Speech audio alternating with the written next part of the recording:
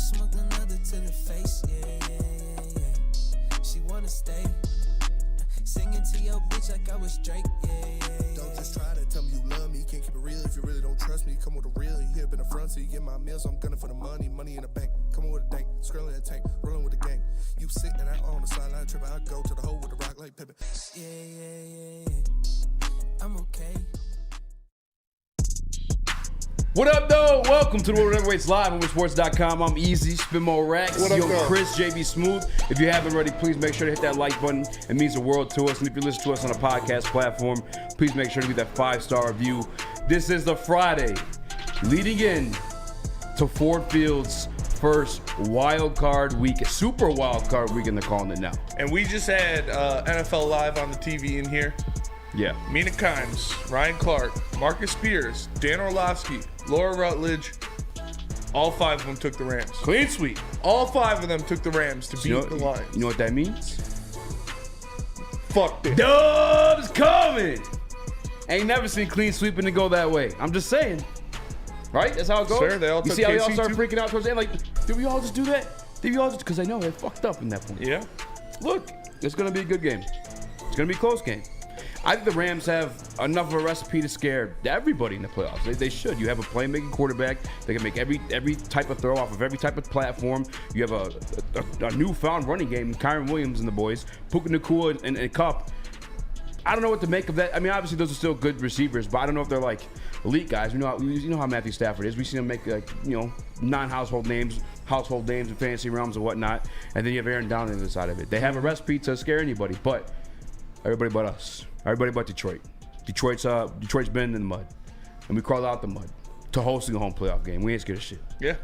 We ain't scared of shit. And Dano, Mina Kimes, you fake Lions fans. Oh, man, don't do that to Fake ass Lions fans. Don't do it to them. All season talking about, oh, this is the team. Oh, look at them. Putting them in the top of my power rankings. Lions are legit. Lions are crazy. They're gonna do some noise. They're gonna make some noise. And then when it comes to the first playoff game, you're picking the Rams.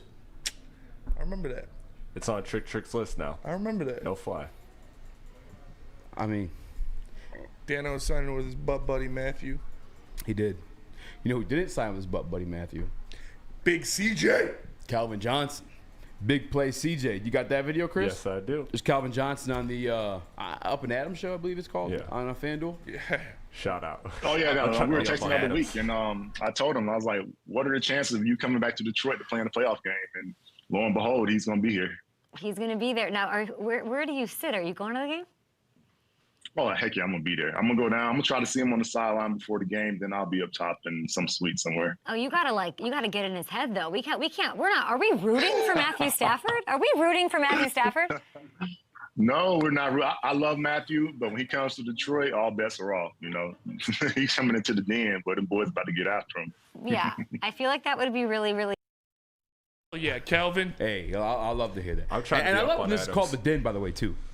It's a den full of lions. It's the den. You coming into the den. Defend the den, baby. The boys gonna be at them. Hey, and there's your blessing for Calvin Johnson, by the way, for the people who are still on the fence. To be honest with you, I feel like I love Jim Caldwell. I've seen a few of them out there in Twitter land or X land, whatever you want to call it. But like, I feel like these people, this group of people who are like, I guess, failing to let go of the Matthew Stafford era. I feel like there's very few of them. I feel like it's almost like a mythical group.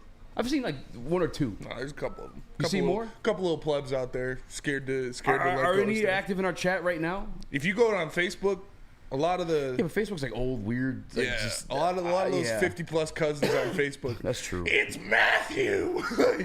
Yeah. They're big Stafford people. That's fair. But you have the blessing from Calvin Johnson to root against the guy. And you should be doing that in the first place. You shouldn't be. There's a cousin should on be Twitter that told coerced me Stafford's better than Calvin when it comes to Lions lore. No.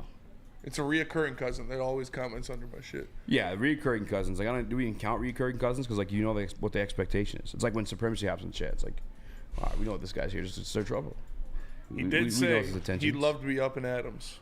He loved the up and love to be Adams? up in He'd love Adams. to be up in Adams. Oh, I feel him on that. That's a bar. That is a bar. Damn, nobody heard me say that 5 my minutes chat's not ago. even pulling up. I can't.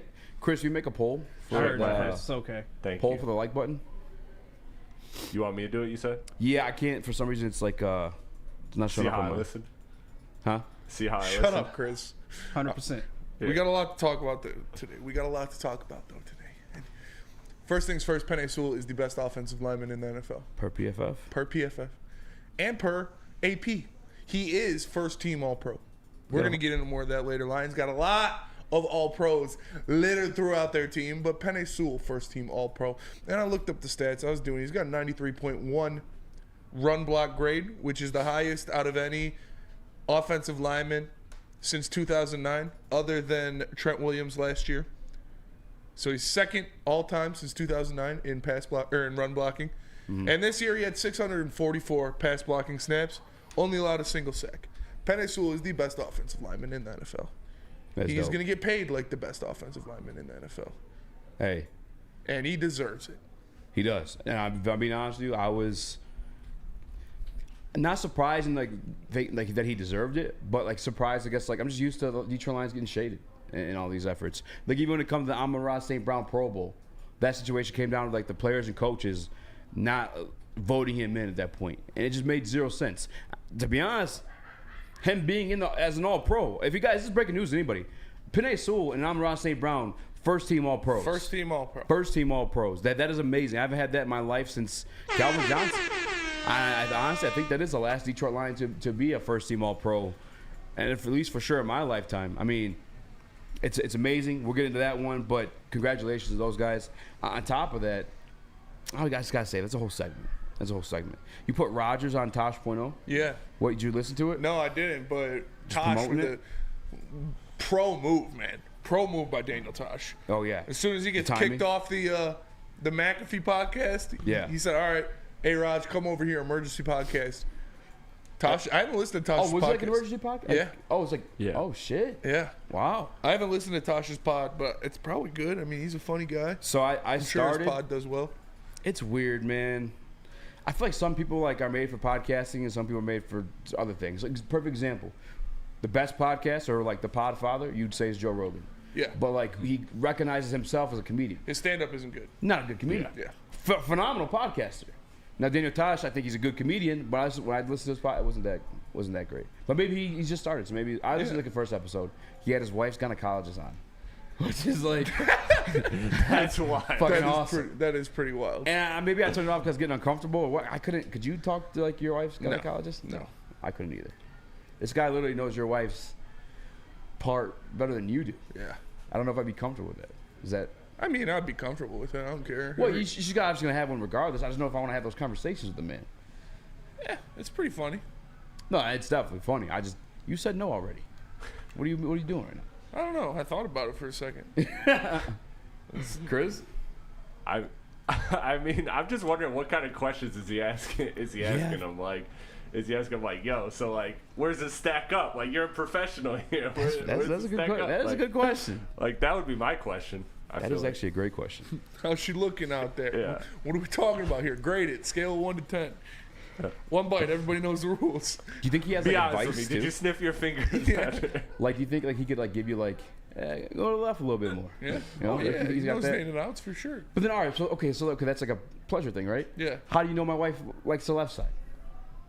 I don't know. He knows her. Do you know what I'm saying? Just leads to more questions. He knows the box, man. But her box, but all boxes are different. That's fair. Some boxes can take objects, others can't. Shout out Gun Guy. Take your pants off. Take your pants off.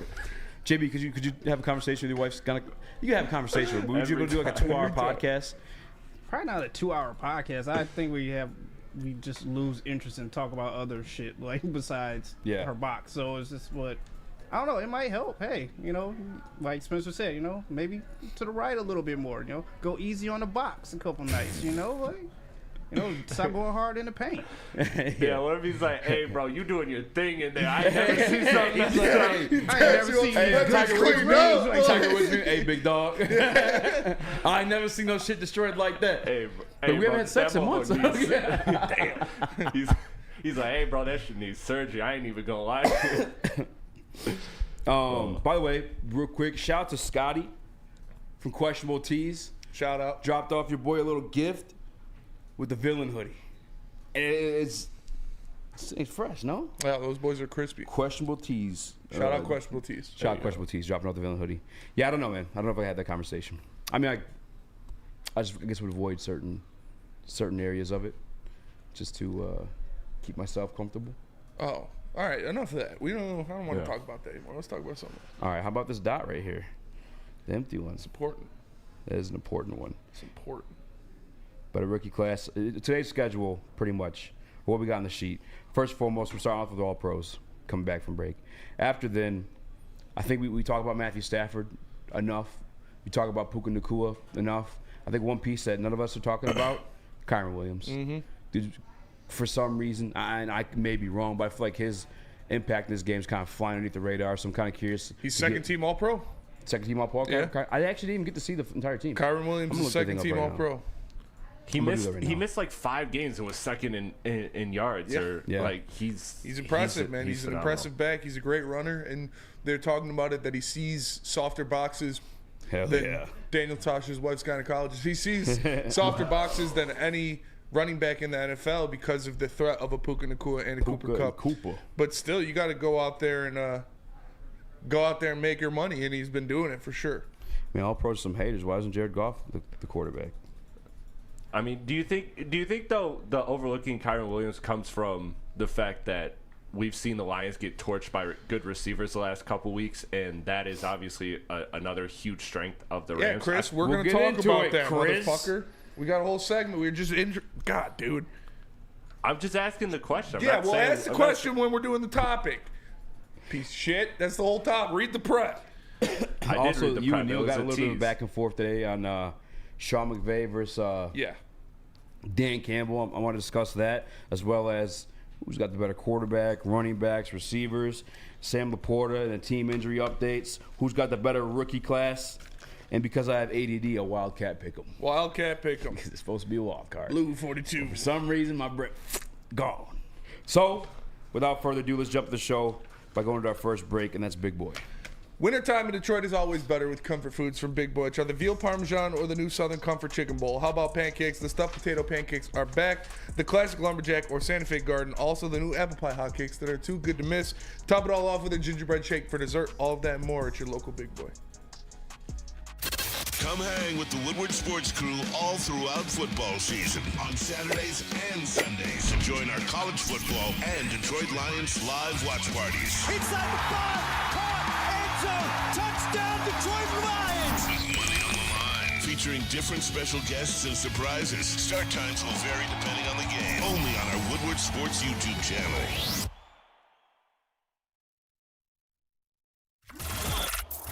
Woodward Sports' own Tom Mazaway and Sam Stick Day will be hosting our Lions postgame show after every Lions game all season long. Tune into the Woodward Sports YouTube channel for his hot off the press takes, game analysis, and Kool-Aid sipping celebrations. You won't want to miss it. Join Maz, Stick, and special guests each week immediately following every Lions game, exclusively on the WSN YouTube channel. Your home is your most important asset. Flexibility in the sales process is key. When you work with Mark White & Associates, you can cancel at any time, for any reason, without penalty. Speaking of flexibility, check this out. Who you work with matters. Hire the best broker in the game.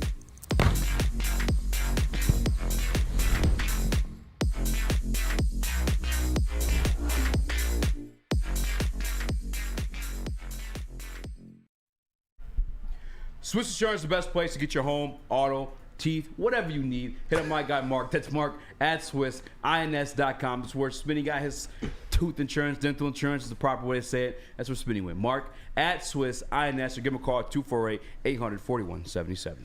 Check it out.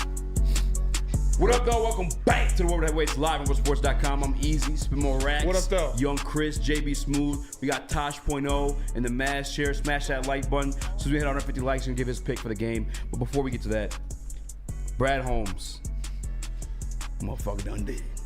His very first draft class has ushered in 2 All-Pros. 2 of them. First team All-Pros. I'm sorry.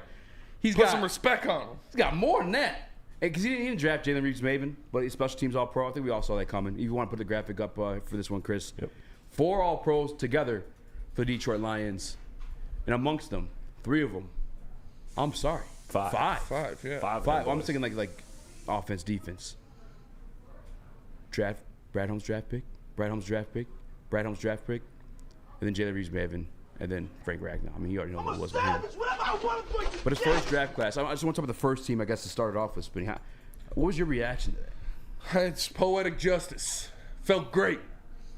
Those Pro Bowl voters couldn't stop nosebleed. It's what it should be.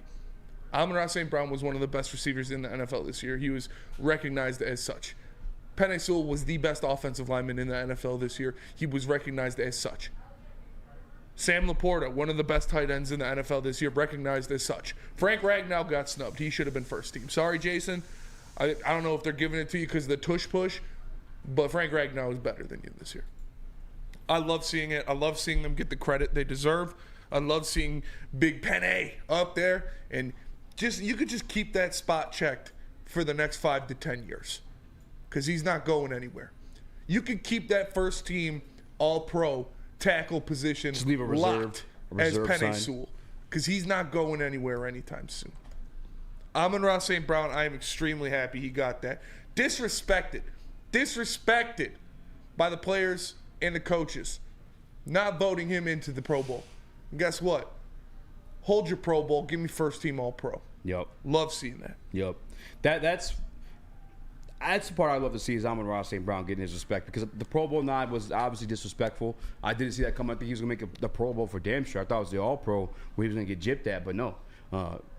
The AP got it right. Yeah. Amon-Ra deserved to be in the first team All-Pro, and it's fantastic. I think we had the tweet up earlier, but I know he's second in YAC according to NFL.com. PFF has him number 1. I don't know why they always they feel they need to be different. I don't know what it is and what the difference is with that one, but regardless, third in receptions, third in yards, and third in touchdowns, if I'm not mistaken. So top three. There's a top 3 wide receiver in the league. On top of that, too, the YAC. The YAC alone is just like evidence in the value that, like, no matter who's your quarterback, like, when you're getting that guy the ball, he's going to continue to make a play then afterward. I think we noticed that, like, shades of that, even from, like, going back to his rookie year, seeing him come out of the backfield, which he's still doing. He's just not actually getting carries. But Amon-Ra St. Brown, once upon a time, used to actually take carries before his value was realized elsewhere at receiving the football. The way you want to talk about, like, Kyron Williams running the soft zones, Amon-Ra St. Brown is the best at finding the soft zones and finding open spots to receive the ball. I think it's phenomenal. And the way I perceive this whole situation, because, again, I think we already knew these guys were ballers. We knew these guys were good. Yeah. My perception of it, I'm looking, like, long-term here. How about, Ben Johnson goes on to become a head coach elsewhere. Deservingly so. Mm-hmm. Phenomenal coach. There's a void for us. And if you're I guess looking to become a great head coach or you're looking to make a name for yourself, why wouldn't you not want to work with a guy like Brad Holmes? Yes. We see him cashing in all-pro draft classes time and time again. And this is his first draft class. He has 2 all-pros in that thing. Like, why wouldn't you want to go work with Brad Holmes to continue to give you the ingredients to create, like, the best recipe to, like, polish your resume so that you go on and become a head coach? On top of the fact of working with a guy like Dan Campbell, who's not only just a great leader, but he seems like a pretty freaking fun dude to be around. Yeah. You know what I'm saying? That's what got me up for it. I knew these guys were good. They're all pros in my book no matter what. Matter of fact, I think I can point to a few more guys who have been all pro or second team all pro on this team. But I look at it long term. I think the Detroit Lions are truly building something special here where it could be sustainable. I'm one of those guys that are fearful of Ben Johnson leaving. But when you look at these guys constantly having a great roster, or at least a guy that's can consistently give you great pieces to have a good team to build around, everybody's going to want to come. It makes it a lot easier when you're getting fresh ingredients every year. Yes. When you're getting new pieces, the best pieces available in the draft to you. It makes things a lot easier for the offensive coordinator, for the head coach, when you have this influx of great talent every single year in the draft. And it keeps getting better. Every year Brad Holmes has made these picks. They keep getting better. And we're like, all right, this has to be the greatest draft of all time. And you look back and you see what he did this year. Brian Branch looks pretty damn good. Sam Laporta already an all-pro in year 1. Jahmyr Gibbs, borderline Pro Bowler, in year 1. Brian Branch should have gotten some kind of talk for Defensive Rookie of the Year in year 1. Jack Campbell looks like he's going to be a stud. We saw him coming on late. Like, this guy, Brad Holmes, just keeps outdoing himself. And if he is not awarded as Executive of the Year, we riot. We riot. He won. Give it to him. Just give it to him now. This man is a freak of nature. He keeps giving the Lions the depth, the talent, and the playmakers to continue having success and to establish this team as a contender, as a Super Bowl contender for years and years and years to come. Because you just reload, baby. It's like Alabama during their dynasty. You lose 7 guys to the NFL, it's all right. You're reloading next year, and guess what? You're number 1 when the season poll comes around. Brad Holmes reloads in the draft every year with Pro Bowl, all-pro level talent.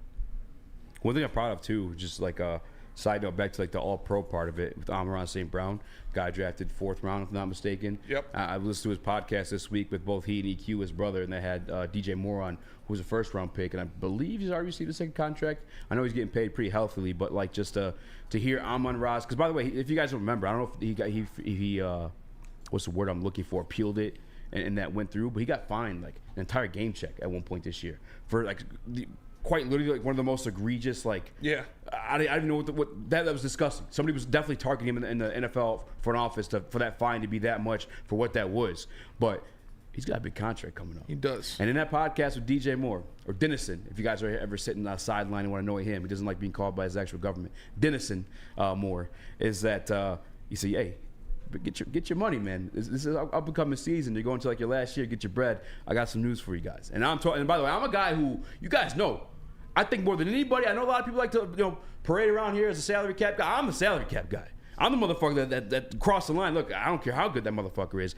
He ain't worth all that. Amon-Ra St. Brown, worth every penny. Yes. Worth every penny. Beyond what he does for you on the field, again, just this is the yak yards alone. That means no matter where he's getting the ball on the field, whether he's like running it deep or not, he's going to make the play then afterward to do some things for you. Go back to the Dallas Cowboys game. The game, what would have been the game-winning touchdown. That was a play he made to get to the pylon. Mm-hmm. Like he and beyond that, he's a great blocker. He's got phenomenal attitude that I believe is truly infectious. I mean, like if you're the leader in that receiving room, going to Jameson Williams, you want to go get the ball. What's Amon-Ra doing? Busting his fucking ass. On the jugs machine, making sure he's blocking during run plays. Like he is a leader that you need in that locker room, and beyond the production on the field, Amon-Ra's getting paid, and brother, you deserve it. Congratulations on your first All-Pro team. These two guys. These guys. All pros. These two. Ain't seen a lot of football, but they've never seen another one. No, but honestly, these two players, Amon-Ra St. Brown, Penei Sewell, 2 first-team All-Pros, 2 players in Brad Holmes' first draft class. The 2 guys on this team that epitomize grit and what Dan Campbell, Brad Holmes, and the Detroit Lions want to be more than anybody else. Penei Sewell and Amon-Ra St. Brown. Yeah, they'll chirp a little bit to you. They'll talk shit. They'll get in your face, but they'll also whoop your ass every single play. Mm-hmm. Like Marshawn Lynch says, motherfucker can't keep taking it when you run in his face over and over and over and over and over and over and over and over and over and over and over and over. And that's what they do. It's not just talk, it's the work. They put in the work outside and inside those lines. It's extremely impressive to watch them, how they've grown since they got into the NFL. They came off the jump. Penei Sewell put Nick Bosa in a bread box. Yes. His first start in the NFL. Yes. Second start in the NFL. In the face of Aaron Donald. Get the fuck out of here, child's play. And then Amon-Ra St. Brown, when he first gets in the lineup, actually starts getting usage. Man's tearing up the league. 90 receptions, I think 900-something yards in his first game, or in his first year, without playing the first 5 games of the season. Extremely impressive. These guys have hit the ground running, and they're only getting better. Neither of them are in their primes yet. Penei Sewell is 23 years old.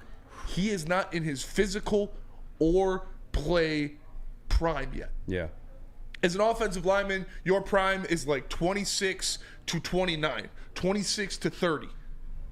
And he's already a first-team All-Pro. Shit, it's even beyond that. The lineman, you go, well, how old is Jason Kelsey? Yeah. I don't think that thing declines to get to like 35, 34 maybe. Like I said, keep that first-team All-Pro spot checked off. Penei Sewell's going to be there for a long time.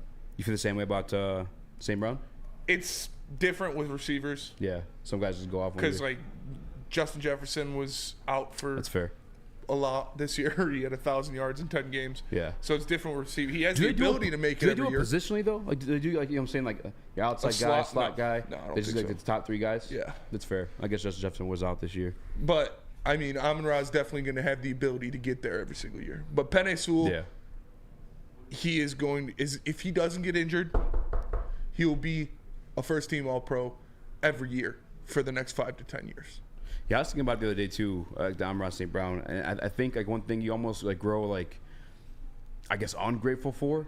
It's like it's hard to think of the amount of drops that Amon-Ra St. Brown has had in his career, and I'm knocking on wood for that too, because but he's a sure hand. You count him on one hand. I really can only think of one, like this year. Yeah. Like even like there's a point, I think this was catch last year. He caught it between his legs. I think in the Jaguars game, like this guy is just. Brother, he got robbed of a touchdown in another game too. I think it was against the Packers, but I think he's got the best hands in the league. Mm-hmm. He's obviously a great, phenomenal route runner, but I think he's one of the guys who be cashing. Like, yeah, it is. Don't get me wrong. It's nice to have all pros, but we know there's guys that like because only one guy can get it or two guys can get it because you have your first team all pro and your second team all pro. But we know that they're going to play at this level for a long time to come. And again, just a nod to like Brad Holmes, aka the villain. Shout out to Scotty T from Questionable Tees. Shout out Questionable Tees. But shout out to the villain for just, I guess, being able to bring these guys in at all facets of the draft too, not just round one picks. I think Aiden Hutchinson has the capabilities of being there one day. Mm-hmm. I think Kirby Joseph could be there one day, and I'm talking about both first and second. But this guy, man. You look into the future. If you think Ben Johnson, or even AG, is going on to get another job elsewhere, and you're kind of nervous about what the Detroit Lions going to do, especially looking at the situation right now with the Philadelphia Eagles, where they're fucking crumbling their way into the playoffs. Yeah, I think there's going to be a place that a lot of people want to be. If I'm being honest with you, and it's partly to do with this guy just constantly replenishing, like you said, and just the fact that he can just do it in the first place. I mean, multiple first team All Pro guys, and just one single draft class. Big swinging dick. Yeah, Brad Holmes brings that thing around. He puts it on the table during draft season. As KG said in the morning, he got his black card with him. Yeah, it's facts. Well, let me tell you guys about Lady Jane's. Lady Jane's Haircuts for Men. You can come in for an award-winning haircut experience and register to win a trip of your dreams and all expenses paid suite for the 2024 NCAA tournament. That's right, no expenses spared for you and 5 of your best buds. Lady Jane's Haircuts for Men. Open 7 days a week. Walk in anytime. It's wicked awesome.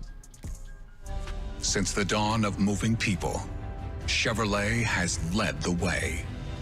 The world of transportation is changing. At Feldman Chevrolet, we are leading the charge forward. With every electric vehicle, every mile traveled, one Feldman at a time. The company that puts more Chevys on Michigan roads is now the #1 name for Chevy electric vehicles.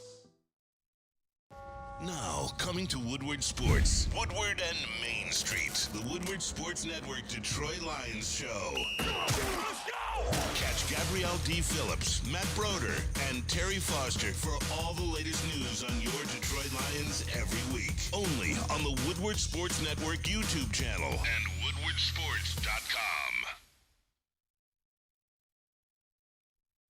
Planet Fitness, you can get energy without the judgment.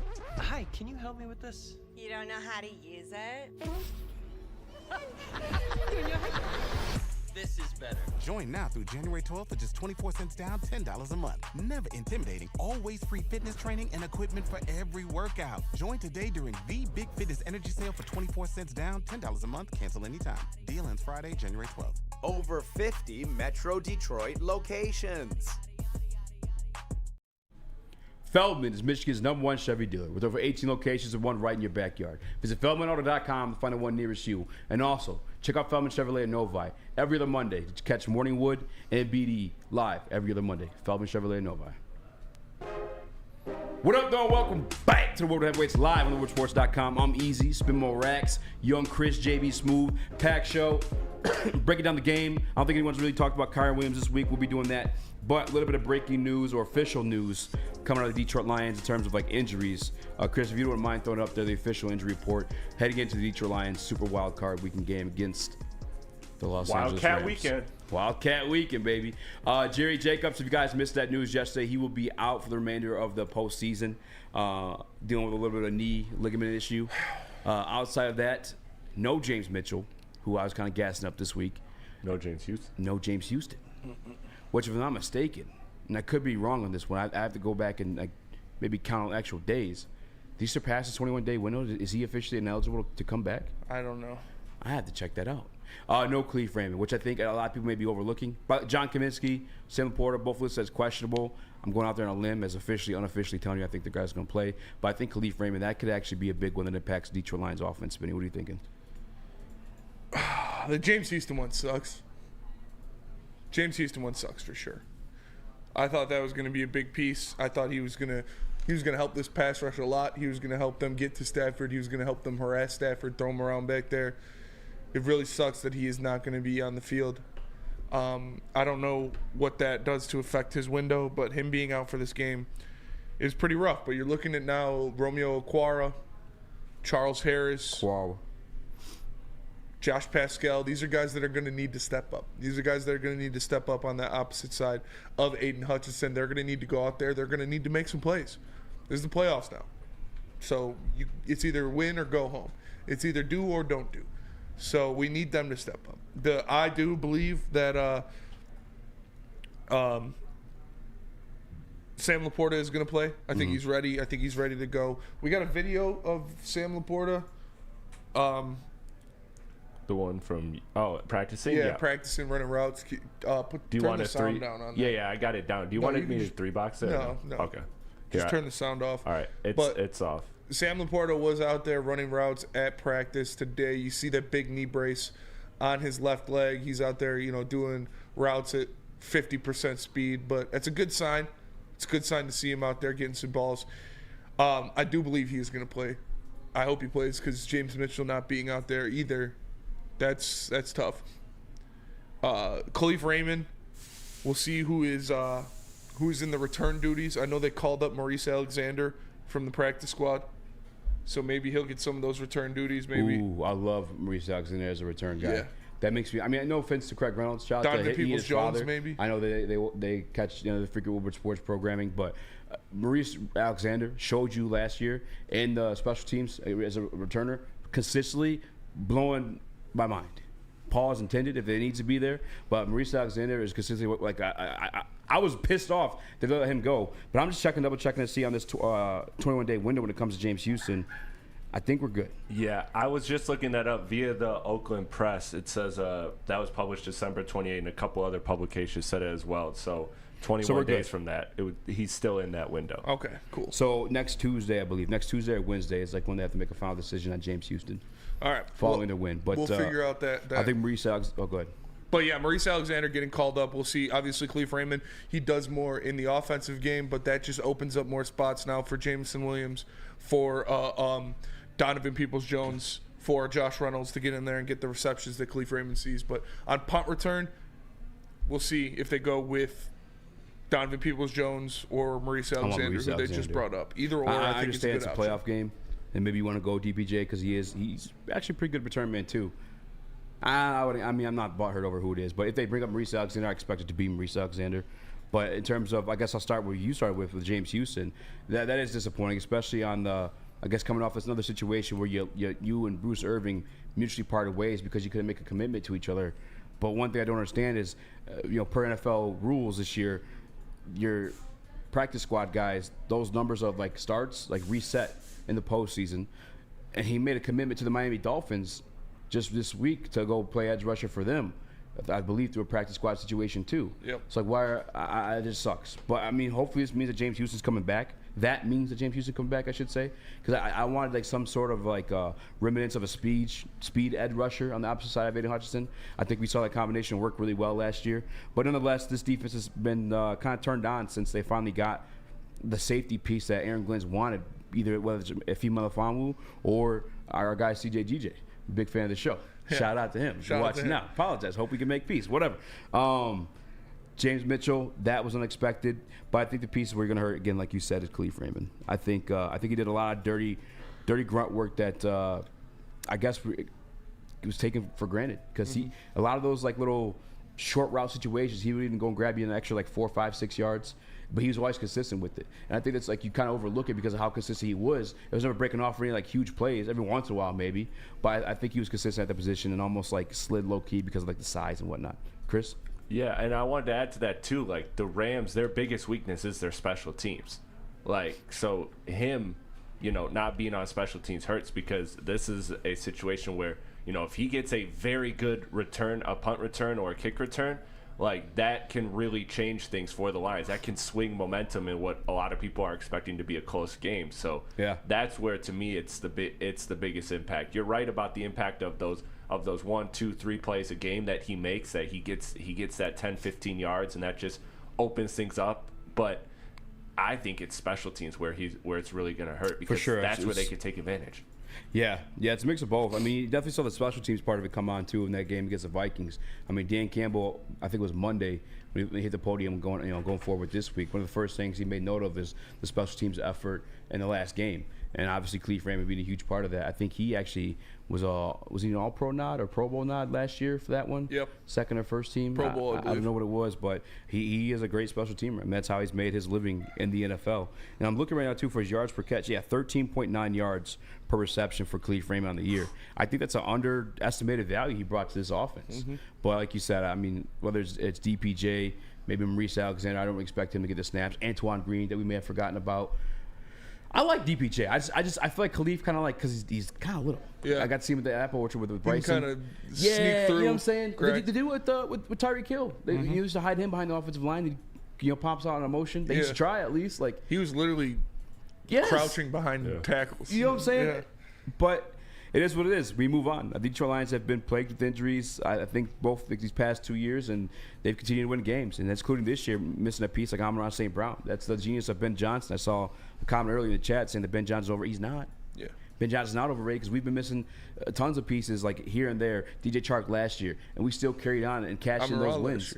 Amon-Ra last year. Amon-Ra this year. I think he missed one too. So it will be good, but it definitely. Yeah, I like being sure better than knowing I'll be good. I want to be like more confident in that, but it'll be fine, man. I still expect the Detroit Lions not only compete with the Rams, but cash that. I saw Tyler Higbee was listed as questionable. Thank God for the Rams. I shouldn't say thank God, but he's a good tight end. Matthew Stafford loves his tight ends. He man. does love his tight ends. Another notable injury for them is Jordan Fuller, who wasn't a participant all week, who is one of their safeties that they love with, because they don't forget. Like I know they're like we talk about like Russ Yeast, McVay's familiarity with Goff. Remember Aubrey Pleasant, who was here, secondary coach, took the L last year. I think it was last year. He got canned. I don't. That sounds disrespectful. Well, he's their secondary coach now, so he's familiar with Goff. I believe Fuller was there with Goff. I think they got John Johnson back now too, who's been with the Goff. But Fuller is didn't participate at all this week, and they've been kind of like hesitant to answer like exact questions about him. He's dealing with like an ankle injury. It looks like. Troy Reader, their linebacker, questionable as well, but he practiced today in a limited fashion. Mm-hmm. Higbee practiced all week though. It looks like just limited. So he's probably playing. Who's Kevin Dotson though? Is he a starter for them? I don't know. I'm gonna check it out. I'm not worried about Cleve Raymond being. I saw where DNC said Valenti said Laporta and Leaf combined for 37% of our first downs. I'm not worried about Cleve being out for the offense. They'll be able to make it work without Cleve Raymond on the offense. No disrespect to Cleve Raymond, but Ben Johnson has shown us that he can make it work if he's missing a piece. And Cleve Raymond is not the most pivotal piece on this offense. He's a good piece, for sure. Important piece, but it's not an Amon-Ra St. Brown or a Sam Laporta or a David Montgomery that they've missed and have still looked pretty good. So I think they'll be able to pick up the slack without having Cleve Raymond based on JMO production, Donovan Peoples-Jones, Josh Reynolds. Those guys will be able to pick up the slack for him. I'm not too worried about that. It is the return game where they're going to miss him the most. And it's listen, I get like that's like a traditional like radio station, and Valenti is one of the greatest in our city at the very least. But a lot of that to draw ratings the same way the news does. They make everything seem a little bit scarier. That's fear mongering. 37%, that may be true, but Sam Laporta's playing. He got the knee drained twice this week. Yes. He wouldn't be in practice if he wasn't going to play this week. It's a playoff game. Like, we have that part of it. And Sam Laporta's going to be out there. Cleve Raymond, that's the piece I guess you could mope on a little bit there, but we'll be straight. Do we have that heading to break, or am I wrong? No, I am wrong. Yeah. Dotson is a starter, by the way. What'd you say? Dotson is a starter, by the way, but he's still just questionable. Ooh. Well, I like that for our defensive line. When we get back, talk about Detroit Lions defense and how they get stopped. Kyron Williams, who's quietly was the second leading rusher in the NFL this year. Before I got to tell you about Favorite Pack Company, because for over 60 years, they provided Michigan's finest hotels, restaurants, and casinos with prime Wagyu beef, dry-aged beef, and more. Make sure you head over at Grosse Pointe Woods for grab-and-go steak, or order online at fairwaypacking.com. Brace yourselves, Detroit. As the sun begins to set, two of Woodward Sports' brightest young stars will be taking the mic for a brand new show. Woodward Nights with Spooner and Broder. The dog days in Detroit are over, and the boys are unleashed. Join in on the banter and hop on the bandwagon of the #1 night show on the internet. Tune into the Woodward Sports YouTube channel every weeknight from 8 to 10 p.m. Woodward Nights with Spooner and Broder. Woodward Sports' own Tom Mazaway and Sam Stick Day will be hosting our Lions postgame show after every Lions game all season long. Tune into the Woodward Sports YouTube channel for his hot-off-the-press takes, game analysis, and Kool-Aid sipping celebrations. You won't want to miss it. Join Maz, Stick, and special guests each week immediately following every Lions game, exclusively on the WSN YouTube channel. How would you like to win not one, but two vehicles of your choice? One for you and one for your wife, your girlfriend, or your best bud. Get to Lady Jane's today for an award-winning haircut and automatically enter for your chance to win. Courtesy of Les Stanford Buick GMC of Ferndale. Lady Jane's, open 7 days a week, walk in anytime. It's wicked awesome. R.I.P. to the same old Lions, and thanks to Sheila, Brad, and Dad for putting them to rest. And guess what else has found its grave? Same old rock, paper, scissors. Jack Labrador has revolutionized that tired game with 2 new symbols and a franchise-changing 3-point play. Discover the action at jacklabrador.gg now and find out why once you go Jack, you never go back. What up, though? Welcome back to the Woodward Nights live on sports.com. I'm Eazy, Spin More Racks, Young Chris, JB Smooth. We got Tosh Point on the building, but if you guys want to hear from him, we got to hit 169 likes. I don't know where we're at right now, but it'd be nice if we had 169 likes. Damn, I didn't even like it. So we could tease Tosh Point Dial hairs. Under the radar, I feel like. Maybe for like the hardcore fans, but for like just the casuals, I feel like the story's been made about Jared Goff and Matthew Stafford, deservedly so. Obviously, quarterbacks are the most important thing. Then Puka Nacua, Cooper Kupp. I feel like Kyron's flying underneath the radar. Yeah. Easy. I mean, Kyron Williams is a big piece of this offense. He is a second-team All-Pro back. He is a guy that's gone out there and put up numbers. He was second in the NFL in rushing yards, and he even missed some games. But I'm not worried about Kyron Williams. If there's one thing, Neil said it this year, or Neil said it earlier in the week. 50% is greater than 70%. No, he said that today. he said that the most consistent part of this team all year has been the rush defense. And that's true. Yeah, and it's kind of weird when you think about it. Like, you would say the offensive line, the running backs, the receiving core. No, it's been the rush defense. And you look at it, they're second in total yards allowed in the NFL rushing at 1,509. They're third in yards per carry allowed at 3.7, and they're third in rushing first downs allowed at 91. Through these games, they played some good backs too. It's not like they're going up against scrubs. Kenneth Walker, 17 carries, 43 yards, 2.5 per. Pacheco, 23 yards allowed.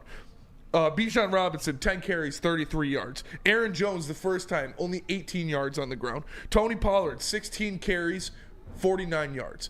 This Detroit Lions defense is tough against the run. They stop the opposing run game, and they shut it down completely. Kyron Williams is a very good back. Kyron Williams is an explosive back, and he has an offense that helps him out because you have Cooper Kupp, you have Puka Nacua. You got to put an extra safety back there to worry about those guys. But this Detroit Lions defense does one thing if they do anything, and that is stop the run.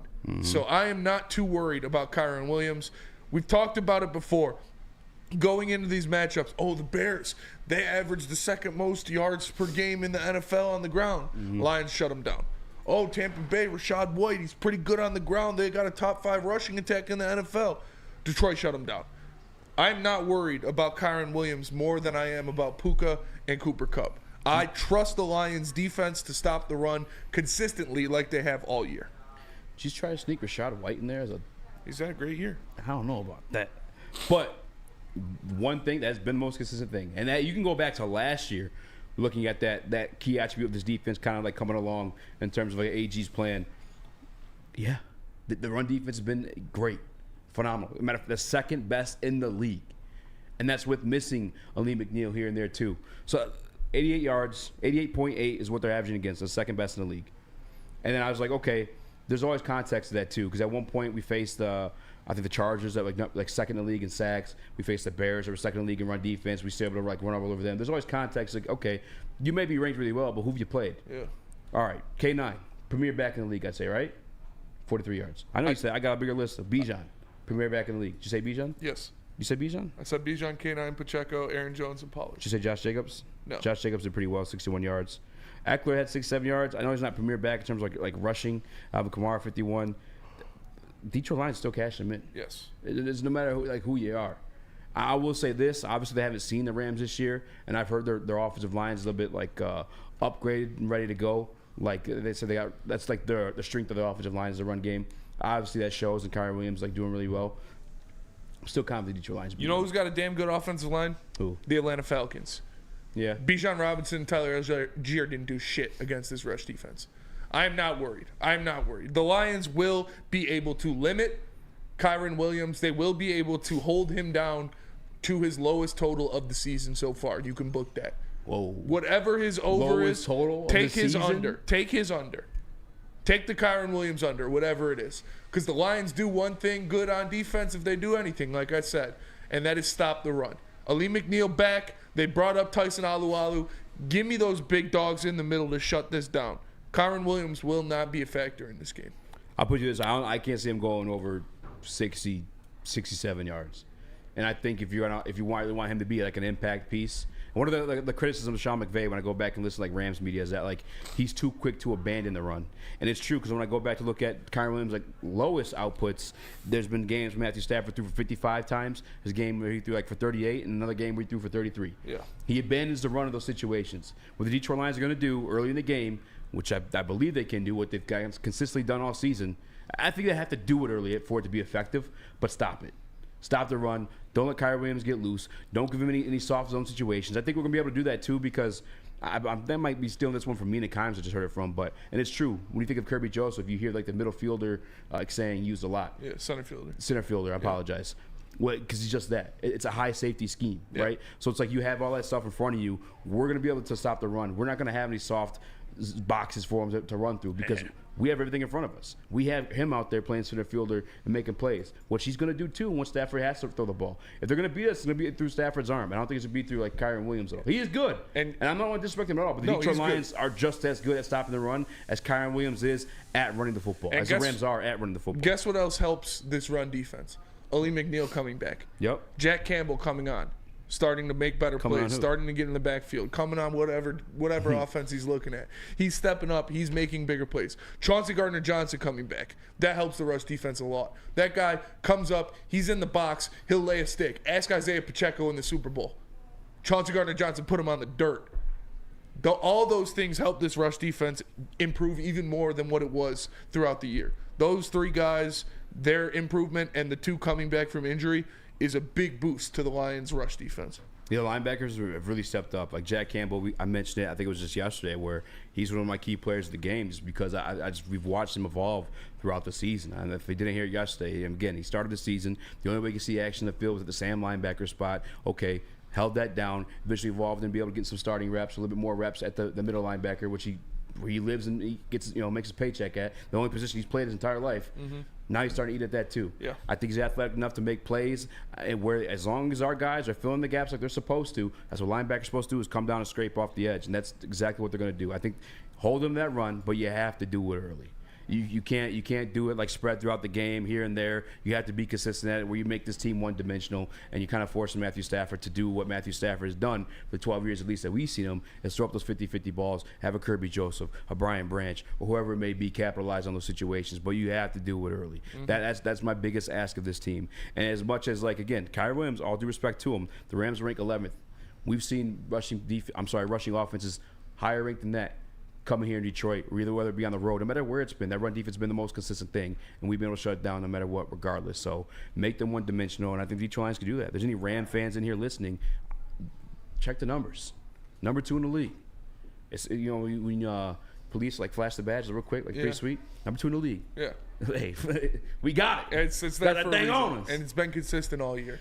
They have shut down opposing running games, and I think they continue to do that.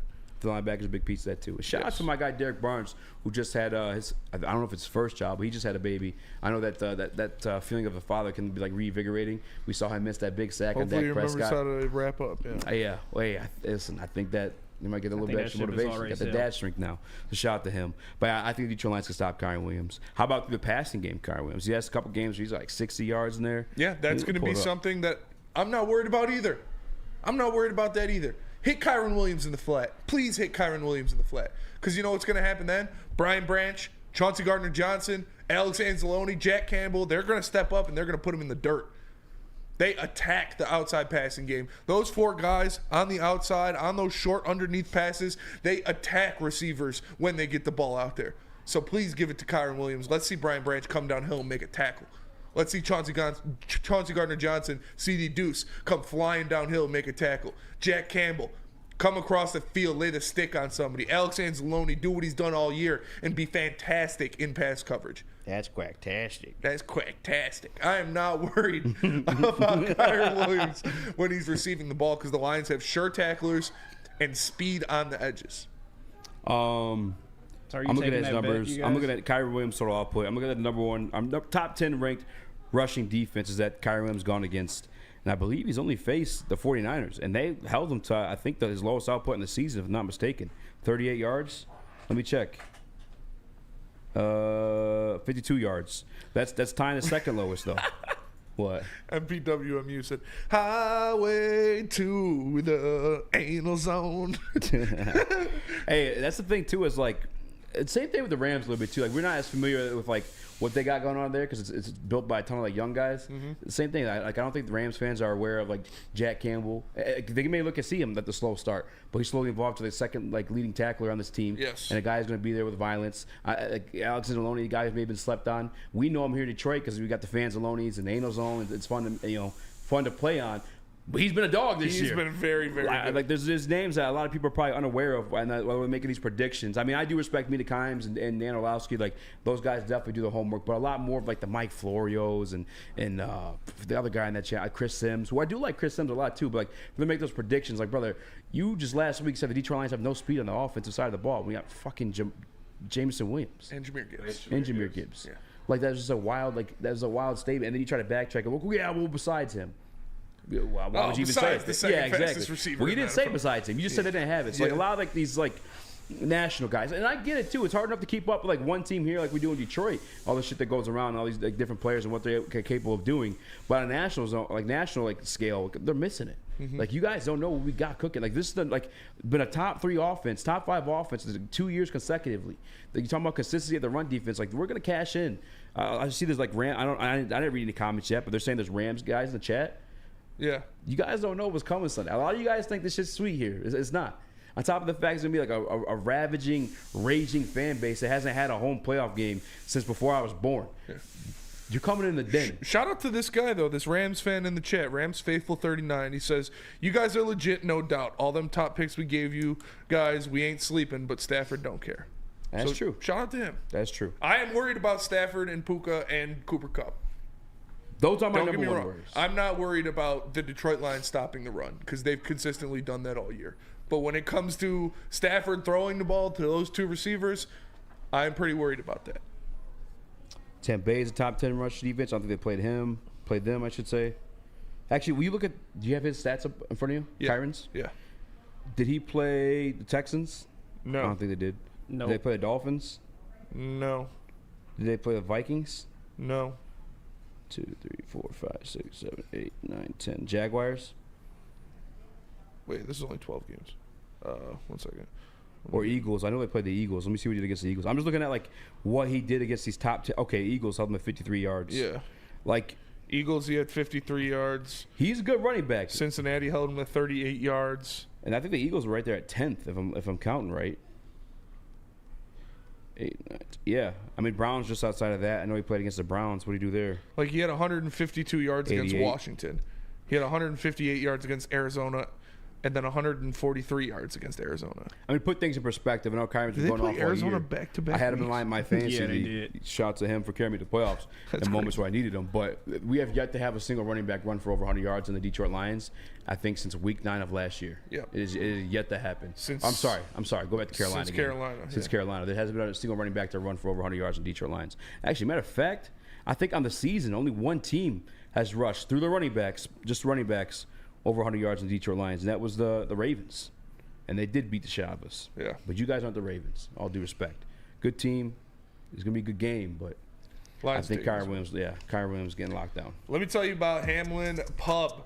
Have you ever wanted a bar where you're a regular? We have just the place for you. Head to one of Hamlin Pub's 7 locations and experience where everyone's a regular. They got half off pizza on Thursdays and food and drink specials for all NFL games and all Michigan sports games. So make sure you check out Hamlin Pub. Experience your new favorite pub for all things sports. Hamlin Pub, where everyone's a regular.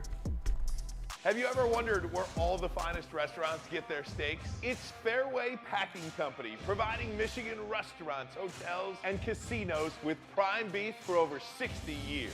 But now you can buy these cuts of meat for yourself at the Steak Shop by Fairway Packing Company. Prime porterhouse, A5 Japanese New York strip steak, dry aged Wagyu beef tomahawk.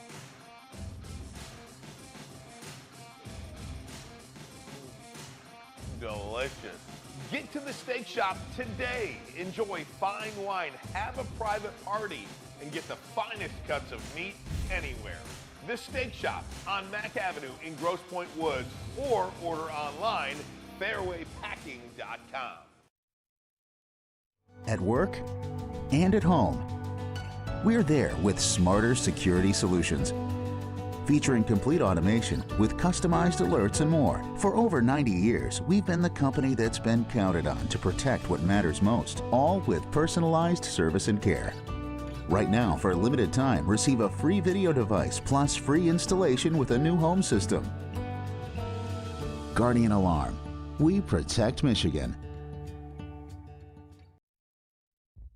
Brace yourselves, Detroit. As the sun begins to set, 2 of Woodward Sports' brightest young stars will be taking the mic for a brand new show. Woodward Nights with Boner and Broder. The dog days in Detroit are over, and the boys are unleashed. Join in on the banter and hop on the bandwagon of the #1 night show on the internet. Tune into the Woodward Sports YouTube channel every weeknight from 8 to 10 p.m. Woodward Nights with Boner and Broder.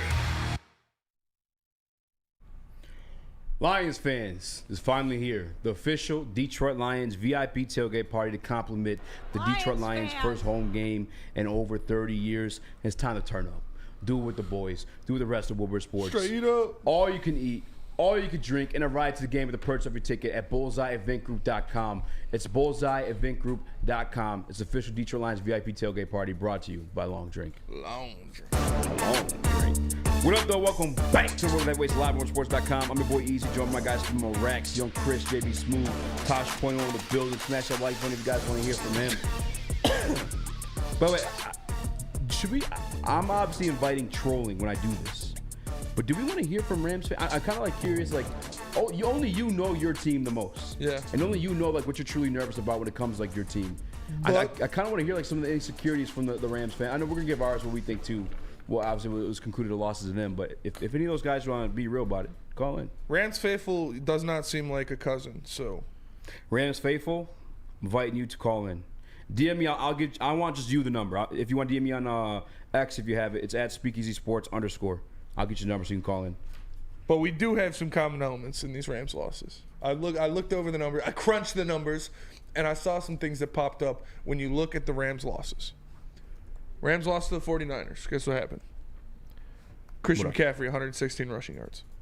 Rams lost to the Eagles. Guess what happened? Swift and Jalen Hurts combined for 142 rushing yards. Rams lost to the Steelers. Najee Harris and Warren averaged 4.5 yards per carry. Tony Pollard, when they lost to the Cowboys, 5+ yards per carry. When they lost to the Packers had 184 rush yards, 5+ yards per carry. And when they lost to the Ravens had 139 rush yards, 5+ yards per carry. Did you look at quarterbacks versus running backs? I put all the numbers together. Ooh, baby. And so when you beat these Rams, you gash them on the ground to a tune of 4.5+ yards per carry. The way to beat these Rams is pound the rock. Keep Stafford off the field. Eat that clock. Control time of possession. Eat the clock keep up, the man. offense. Keep those great receivers off the field and pound the rock. And what have the Lions done? Very well all season. All season. That's pound that fucking rock. Pound that with rock. David Montgomery, with Jahmyr Gibbs, with this offensive line that has 2 All-Pros on it. You go out there, you push the Rams around, you pound the rock, you have success. It has been consistent all year in these Rams losses that when they lose, it's because they give up a lot on the ground. And the Lions have been known to take the souls of people on the ground. The Lions have not met a defense that can stop them on the ground yet this year. And I think that continues on Sunday. And to go off that time of possession, that's one of the numbers I got. So 31 is the number. When the Lions' time of possession is 31 or more, they are 8-1 in those games. When it is under 31 minutes, they are 4-4. Like this is a team. Their only loss, by the way, in that 8-1 stretch was the Packers Thanksgiving game. So this is a team that, like you said, Spencer, the Rams' weakness is running the ball, but the Lions, when they have the ball, when they control time of possession, they are one of the best teams in the NFL. So that is an absolutely essential stat. I like that. I like to hear that. I don't know if you combine the quarterback numbers, but I'm looking at the rest of the straight running back numbers. It's still the same. Yeah.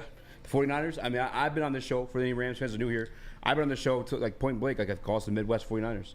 I think we're missing everything outside of like maybe a second like wide receiver 2 as good as like Brandon Ayuk is. I think J-Mo definitely like possessed the ability to be that and more with the speed. But I call us the Midwest 49ers. I think a lot of people would lean towards that because of the way we run the ball. If you on a national level, everybody knows about this offensive line. It comes as advertised. I mean, you look at Jahmyr Gibbs and David Montgomery to be able to cash in 10 touchdowns each. Both of them almost had 1,000 yards each. David Montgomery had his 1,000. Jahmyr Gibbs came just short of 1,000. I think I want to say he was like 40, 60 yards maybe. Yeah. Short of having that 1,000. By the way, they'll miss a couple games too. And at the beginning of the season as a rookie, he wasn't seeing the field. I know everybody on the national level remembers that. When everybody in the fantasy team was bitching, oh, Jahmyr Gibbs. The run game is serious. Mm-hmm. And that's a true characteristic of your guys' losses. Hey, villains. Yes. We coming in the season. And that's like, we're not coming in the season. You coming here. You come to face the kings, the king of the jungles, the Lions. Mm-hmm. Whoop that ass. What are the other characteristics you found? I mean, that's the one I looked at. Oh, you're gonna say something else? I was going to say, there's a reason that Jahmyr Gibbs is the most explosive runner in the NFL. Yeah. There's a reason he has the most carries in the NFL over 20 yards. There's a reason he averages 5+ yards per carry when he gets the rock. The dude's explosive. Running between the tackles, running outside of the tackles, he is explosive. They call it rhythm and bruise as the backfield. And it's awesome because that's exactly what it is. A little bit of thunder, a little bit of lightning. There's these guys that go out there, they make plays. David Montgomery, pound, over and over and over and over and over and over and over and over and over. And then Jahmyr Gibbs, 1 carry, and he could be gone. We saw David Montgomery do the same thing. He took a 75-yard touchdown to the house.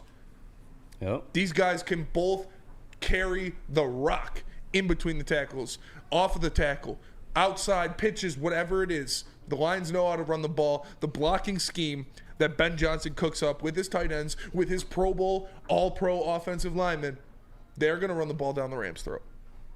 I'm looking to another commonality in the losses. Obviously, turnovers is a big thing of it. But Matthew Stafford with those interceptions, that's always leaned towards, obviously, Detroit Lions' favor in those situations.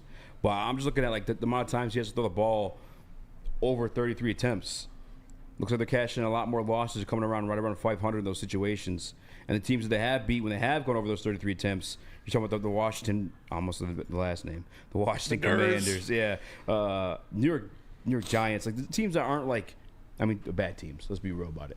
Yeah, but one stat that would be in the Rams' favor, and that's why, despite the confidence I have, and we talked about in the last segment of stopping their run game, the reason why it's still going to be close is because the Lions have the worst quarterback opponent rating against receivers. Like their receivers obviously eating it, and that's been a consistent theme, and that's been something that we've been worried about all season. But another stat I'm looking at too is the red zone. Now they've looked better in the red zone recently, like especially in that Dallas game. They had that stop. Like they've looked better in red zone defense, but they're still 29th in the NFL in red zone defense. And this Rams offense is 4th in red zone. So it's going to be crucial to keep them out of there. That's a good point. I'm still the more we're going like throughout this show with like tangible evidence too, not just like, oh well, I think this is going to happen. I'm leaning more towards the Detroit Lions a bit, man. If I'm being honest with you, like I feel like the run sets up so much more for them. Because even like you mentioned at the beginning of the show, or Mina Kimes, I think Lucas mentioned this on his Twitter too. Shout out to him. But he mentioned like the type of the weak boxes that Kyron's seeing because of those receivers. Yeah, you don't have to deal with that here in Detroit. Like, we really don't have to. Like we have to single high. We're Gucci. Mm-hmm. And I think I saw something they had said too on there. It was like just blitzing those first downs. Like, let's go get after it then. Yes. You know, like I think again, if our defense is, I guess, starts early sound, which way I think I know them to be, characteristic of them is playing sound football. It's one trait of like Dan Campbell I've like kind of been amazed by. A lot less penalties than we've seen like previously with like previous regimes. Listen, Detroit. You already know what I think. Detroit Lions are going to win the game, but just for so many more reasons as we like continue to roll out the show, you see them like kind of like fall out of their pockets almost. Like, oh, that goes in the Lions' favor. Yeah. Oh, that's in the Lions' favor. And another big factor of that is I talked about the guys in the back end coming up to make plays, like the safeties and the linebackers. The outside guys, Cam Sutton and Kendall Vilder, are great tacklers. Cam Sutton is a great tackler in open space, and Kendall Vilder has proved that he'll lay the stick on some people. Mm-hmm. He's a pretty sure tackler from what we've seen out of him so far. I'm pretty confident if he's got a one-on-one on the outside, in the flat, in the screen, in something, he's going to step up, he's going to make the tackle. I've liked what I've seen out of him in one-on-one situations when it comes to open field tackling. JB, you do multiple shows the other day. Are we any keys we're missing? Any elements we're missing? Detroit Lions taking this dub? No, I don't really think so. I mean, I do think our secondary is probably going to bleed a couple yards, yak yards to both Puka and Cooper Kupp. But other than that, no, this run-stopping defense should keep Kyron Williams in check as much as it can. If you check the lines right now, rushing for him is at 82.5.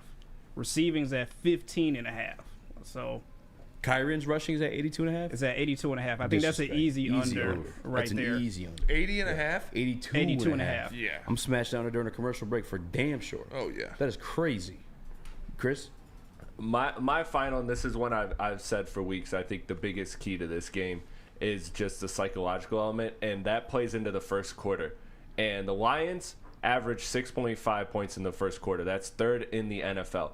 I think it is very important. I've said this for weeks, and Herman Moore even said it earlier this week when he was on our show, that the Lions have to get off to a good start. They cannot be playing from behind because this crowd is going to be electric. This crowd is going to be intense.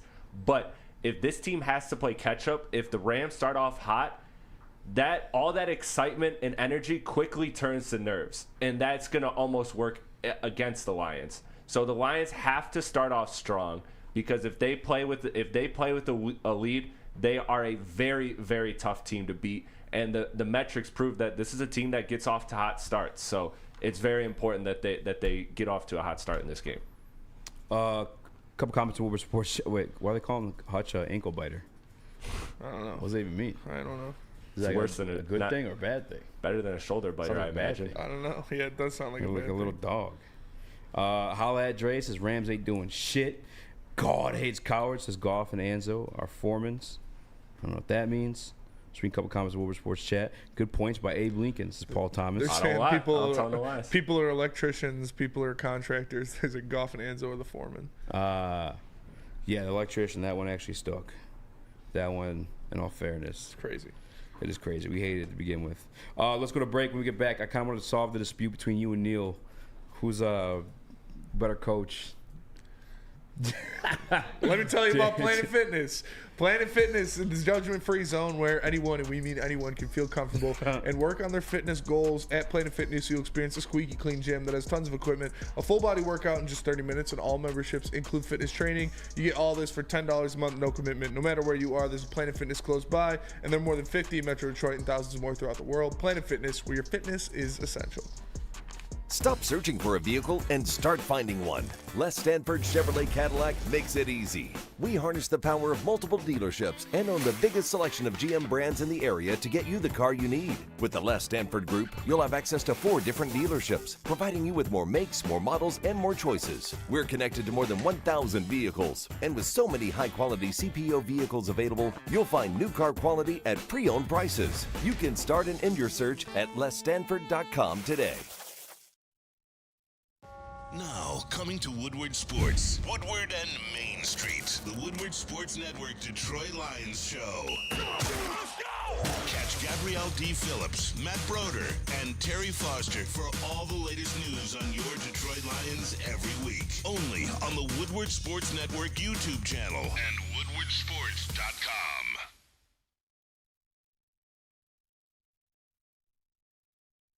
Savor the heart of home at Big Boy with our all-new down-home comfort dishes. Feast on home-style goodness with our Southern Comfort Chicken Bowl, veal parmigiana, and apple pie hotcakes. The down-home delight doesn't stop there. Potato pancakes are back. Dive into the richness of our perfectly crafted potatoes with our classic potato pancakes and our stuffed potato pancakes. Top off your meal with our new gingerbread shake, a seamless blend of creamy vanilla and sweet gingerbread flavors. Nothing beats the comforting taste of down-home cooking. Enjoy every bite, only at Big Boy. Give your pet the best. Premier Pet Supplies, hands down, Michigan's best pet store. Same prices and all the conveniences of online and big box retailers with one major difference. Family and locally owned and operated for 30 plus years. Over 60 brands of food with nutrition experts to help you. Same day, local, curbside, and home delivery. Premier Pet Supply, give your pet the best at www.premierpetsupply.com. I'll see you, Mr. Point Oh. Thanks for hanging out with us. You guys just missed Daniel Tosh from Tosh Point Oh. I told you hit the like goal and we missed it. Some say he's in this TD booth right now. Some say he's in the TD booth right now. I don't think I think the facial. Do you see Daniel Tosh in the room right now? No. Where on this pencil pen did he touch you? Boo. Hit that like button, 5-star review on podcast platforms. I'm Eazy, Smell Reaction, Chris, JB Smooth. Be a friend, tell a friend, share the stream. 5-star review on our podcast platforms, like I said, and carry on with the show. Because earlier today, you got into it with your papa, Neil Rule. Excuse me? Papa Neil Rule. He told you 50. That's your papa. You're the one who's got sunned on the show a couple times. Sunned by who? By Neil? By Neil. Never in my life. The cap guru. Neil's arguments are literally 50% is better than 70. There's no being sunned by that in my book. It's the same thing as these. No, I won't go too far. I don't want to disrespect Neil like that. But anyway, you guys had an argument between Sean McVay and Dan Campbell. We did. What happened? Neil said that it started with Neil saying that the Rams have the coaching advantage. The Rams? The Lions have the coaching advantage. Yeah. And I said no. I said Sean McVay's a better coach. And then Neil did his, gymnastics, Cirque du Soleil stuff, and got it to. No, I said fourth down. He started talking about fourth down, and he was saying that Dan Campbell is the more aggressive head coach, which I agree with. Dan Campbell is more prone to go for it on fourth down. And Neil was saying if you put Dan Campbell on the Lions in 2014, they win that game because he goes for it on that fourth down in Cowboys territory. And I agreed with that. Mm-hmm. But Sean McVay is the better coach. I don't think anybody can sit here with a straight face and tell me that Dan Campbell is a better coach than Sean McVay. I can't. Dan Campbell's a good coach. He's a good coach, yeah, but he's not. Sean McVay is one of the top 5 coaches in the NFL. Yeah. I can't. I wish there was more to go back and forth on this one, but there's not. Sean McVay designs the offense. He calls the plays. He is a fantastic play designer. Mm-hmm. Fantastic schemer. Dan Campbell is a great leader of men. He's aggressive in in decision making, but Sean McVay does more for the team than Dan Campbell. I love Dan Campbell for sure. Great coach. I love him out there. So love you him hate as Dan my Campbell? coach. But saying he's cooked. Sean McVay is a better coach. Dan Campbell's washed? No. Cancer to the locker room? He's cancer to the locker room? He's cancerous? Just saying he's cooked. No. He's not a good coach. No. Not I top didn't 5? say that. He's not top 5, no. Are you even a Lions fan? I am a Lions fan. That's dangerous territory. JB, is Dan Campbell a better coach than Sean McVay? I won't abuse you too much. I mean, I think he is, but that's just my personal preference. Ooh. Everyone has their favorite. You think Dan Campbell's a better coach than Sean McVay? He looked up so quick. Based on what? Well, what are you basing on Sean McVay being winning a better Super coach? Bowl, his play calling, his scheme design? He does more. I mean, his play callings kind of fell off like last season. I'll give him the fact that he has that Super Bowl. What? He's not washed or anything like that. He's still a credible, good coach. But, I mean, at the end of last season, hell, he was trying to fire everyone off of his squad just to get someone new in there. What is he doing this season, though? This season is an amazing improvement. I give him credit for that. But, hell, Dan Campbell's leading this team like he's your high school coach. Who's like, more important to the offensive success, Dan Campbell or Ben Johnson? Ben Johnson. Who's more important to the offensive success, Sean McVay or nameless Rams offensive coordinator? I have no idea who their offensive Exactly. coordinator Yeah, is. I don't either. I Like- have no idea who that dude is. But, hey, this is personal preference for me. I'm going with Dan Campbell. It's fair. I can't. I mean, up until everybody's today, entitled to their own opinion. JB, I love you, brother. He's But our hey, we needed some pushback, so I like it. He's our residential slappy. But to be honest, Sean McVay's a better coach. Yes. Up until today, he was the youngest human being ever alive to even hold a head coaching position in the NFL.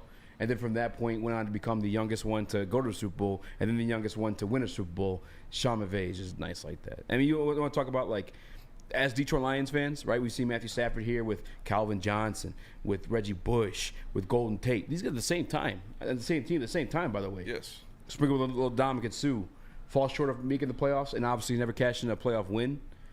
Look at what they're doing right. Like Matthew Stafford in a situation right now without Reggie Bush, Kyrie Irving's pretty good, but without Calvin Johnson, without like that stack, making the playoffs right now. And Kyron Williams was what, a fifth-round pick? Was he undrafted? I don't even know. You'd have to tell me. Puka Nacua was a fifth or sixth-round pick. Like he's got them as all pros. Yeah. Like it's Sean McVay. I love Dan Campbell. I'd say Dan Campbell is the better leader. He's the better leader of men. He's a better motivator. Yes, I agree with that. And he is more aggressive. But Sean McVay is a better football mind. He's a better play caller and designer. They both do different things very well, but Sean McVay is a better coach. Yes, they both got plus and minuses in different categories. Yes. So, I mean, I can agree with you on that as well, too. Yeah. If we're doing, I love Dan Campbell. Kyron was a fifth-round pick. Kyron's gay. Look at you. Nice.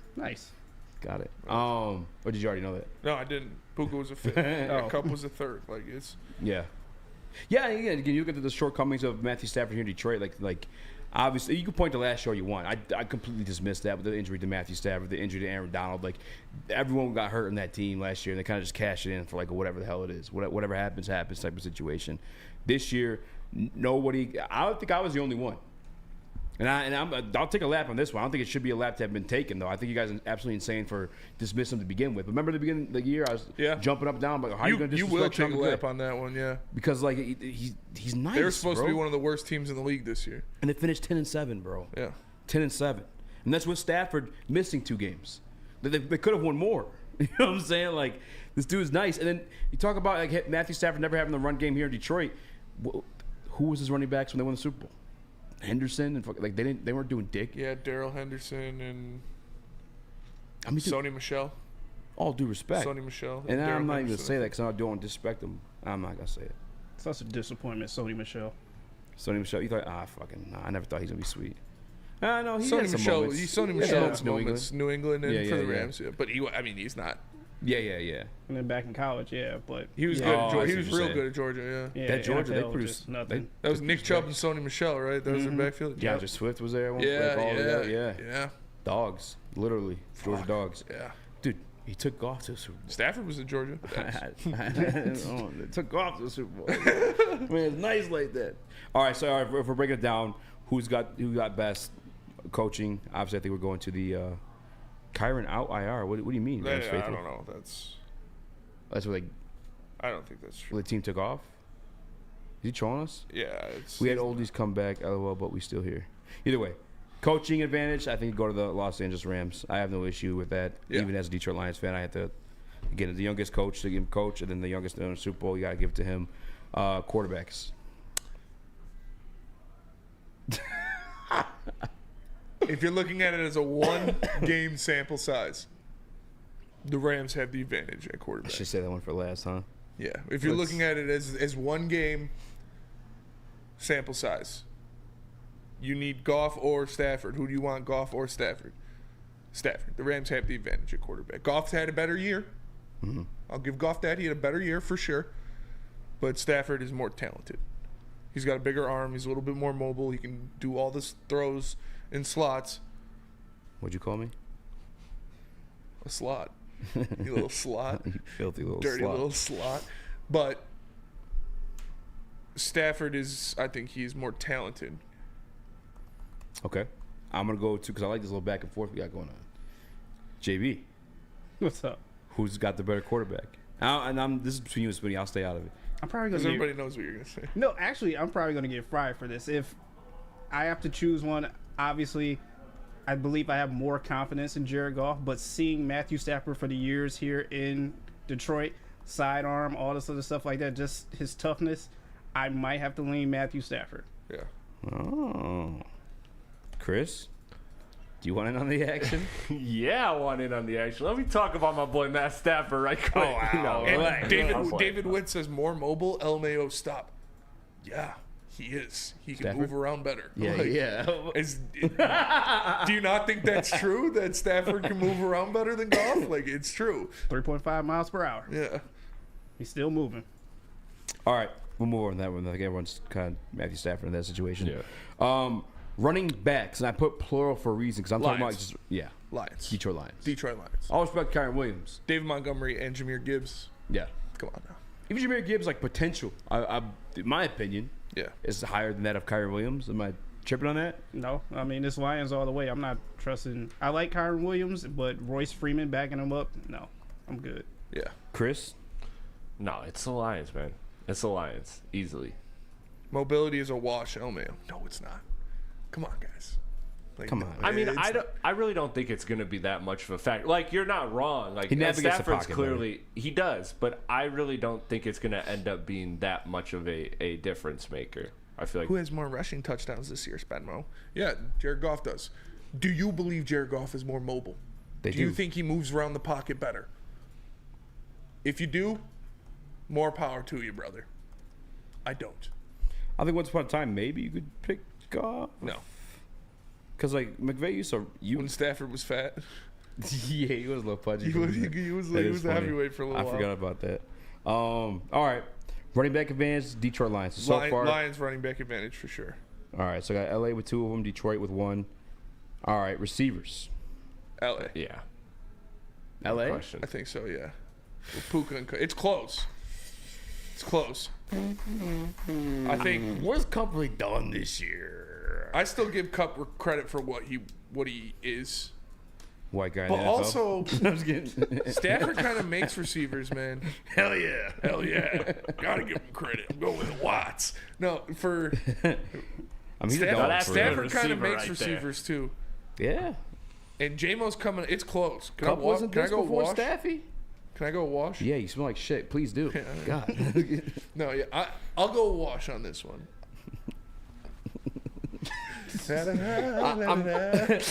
What are these called? When I'm like, with tally marks? Yeah. Is that just what I would call it? Okay. That's what I need to put something.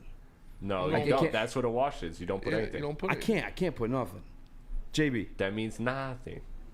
I think this is a wash too. Like, I really want to lean LA. It's really close. But yeah, as Vinny said, it's really close. Like, I feel like this will probably be a make or break game for J-Mo. If he, is an all-star and balls out in this game, then yeah, of course the Lions receivers are better. But I mean, you can't go against Cooper Kupp, Triple Crown champion a couple years ago. Like, and holla Dre, all caps. Stafford don't make wide receiver. WTF you talking about?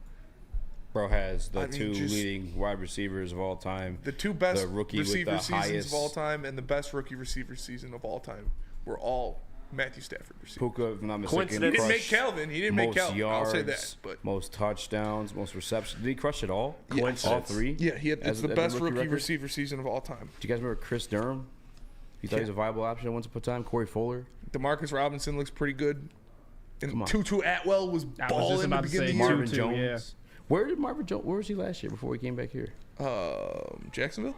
I think. Yeah. Jackson. You know, he did straight. He was has all right. comparable numbers as Chark, actually. Kenny Galladay. Kenny Galladay. I'm going Lions for receivers. That should be the only one you need is Kenny Galladay. I'm going not in an attempt to like disrespect the LA Rams like receiving core, but as you said, as we've witnessed like throughout like time, Stafford makes his receivers look better. Even if they are great, he makes them look even better. Like Cooper Kupp was good with Jared Goff, was literally a fucking Triple Crown winner under Matthew Stafford. So I'm going with Detroit Lions with receiving core pound for pound. But I could see where you guys coming from for wanting it to be a wash. It's pretty close, man. It's pretty close.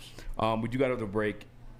You want to do the rest when we come back? You want to hop on to... Yeah, we can do the rest when we come back. All right, let's do that then. Let me tell you about Guardian Alarm. Guardian Alarm offers you customized solutions, real experts. They're professional technicians.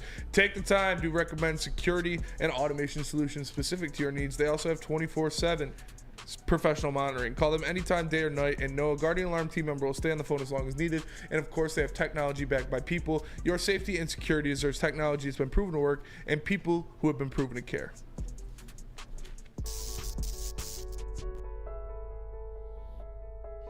We've just received word. The world's cannabis supply has vanished. The public is outraged and has taken to the streets in response to this tragedy. The individual responsible acted alone, and we can only hope they will make things right soon.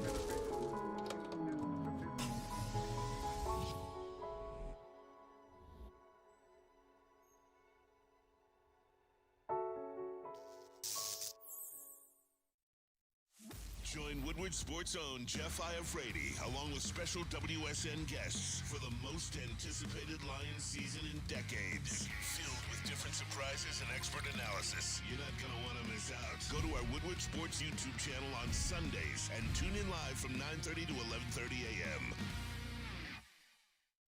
How would you like to win not one, but two vehicles of your choice? One for you and one for your wife, your girlfriend, or your best bud. Head to Lady Jane's today for an award-winning haircut and automatically enter for your chance to win. Courtesy of Les Stanford Buick GMC of Ferndale. Lady Jane's, open 7 days a week, walk in anytime. It's wicked awesome. Start the year lifted. Visit Dispo Dispensary today for exclusive new deals. Experience the Dispo Dispensary, a team that curates an unbelievable atmosphere mixed with fresh inventory from Michigan's largest variety of products. Come through our stores or order online at Dispo today. New year, new deals, same plug. Dispo Dispensary, DispoShops.com, your local cannabis plug. Check it out. What up, though? Welcome back to the World of the Waste live on sports.com. I'm your boy Eazy, joined my guys from Rex, young Chris, JB Smooth. Smash that like button at SpeakeAzySports _. If you want to follow me on X, bitch at me whether you like it or not. We got at SpinMoreX. You want to give him a follow at Real Chris Platte. You can show me the fake ones. There and are. JB up next. We're kind of Bunch going of wannabes. breaking it down. So far, I got 2 for 2. I got the Rams with the coaches, the advantage in coaching. Rams with the advantage in quarterbacks. I think quarterbacks, QBs, whatever. I have us with the advantage of running backs, and I gave us the advantage of receivers. Okay. Moving on to tight end. Us.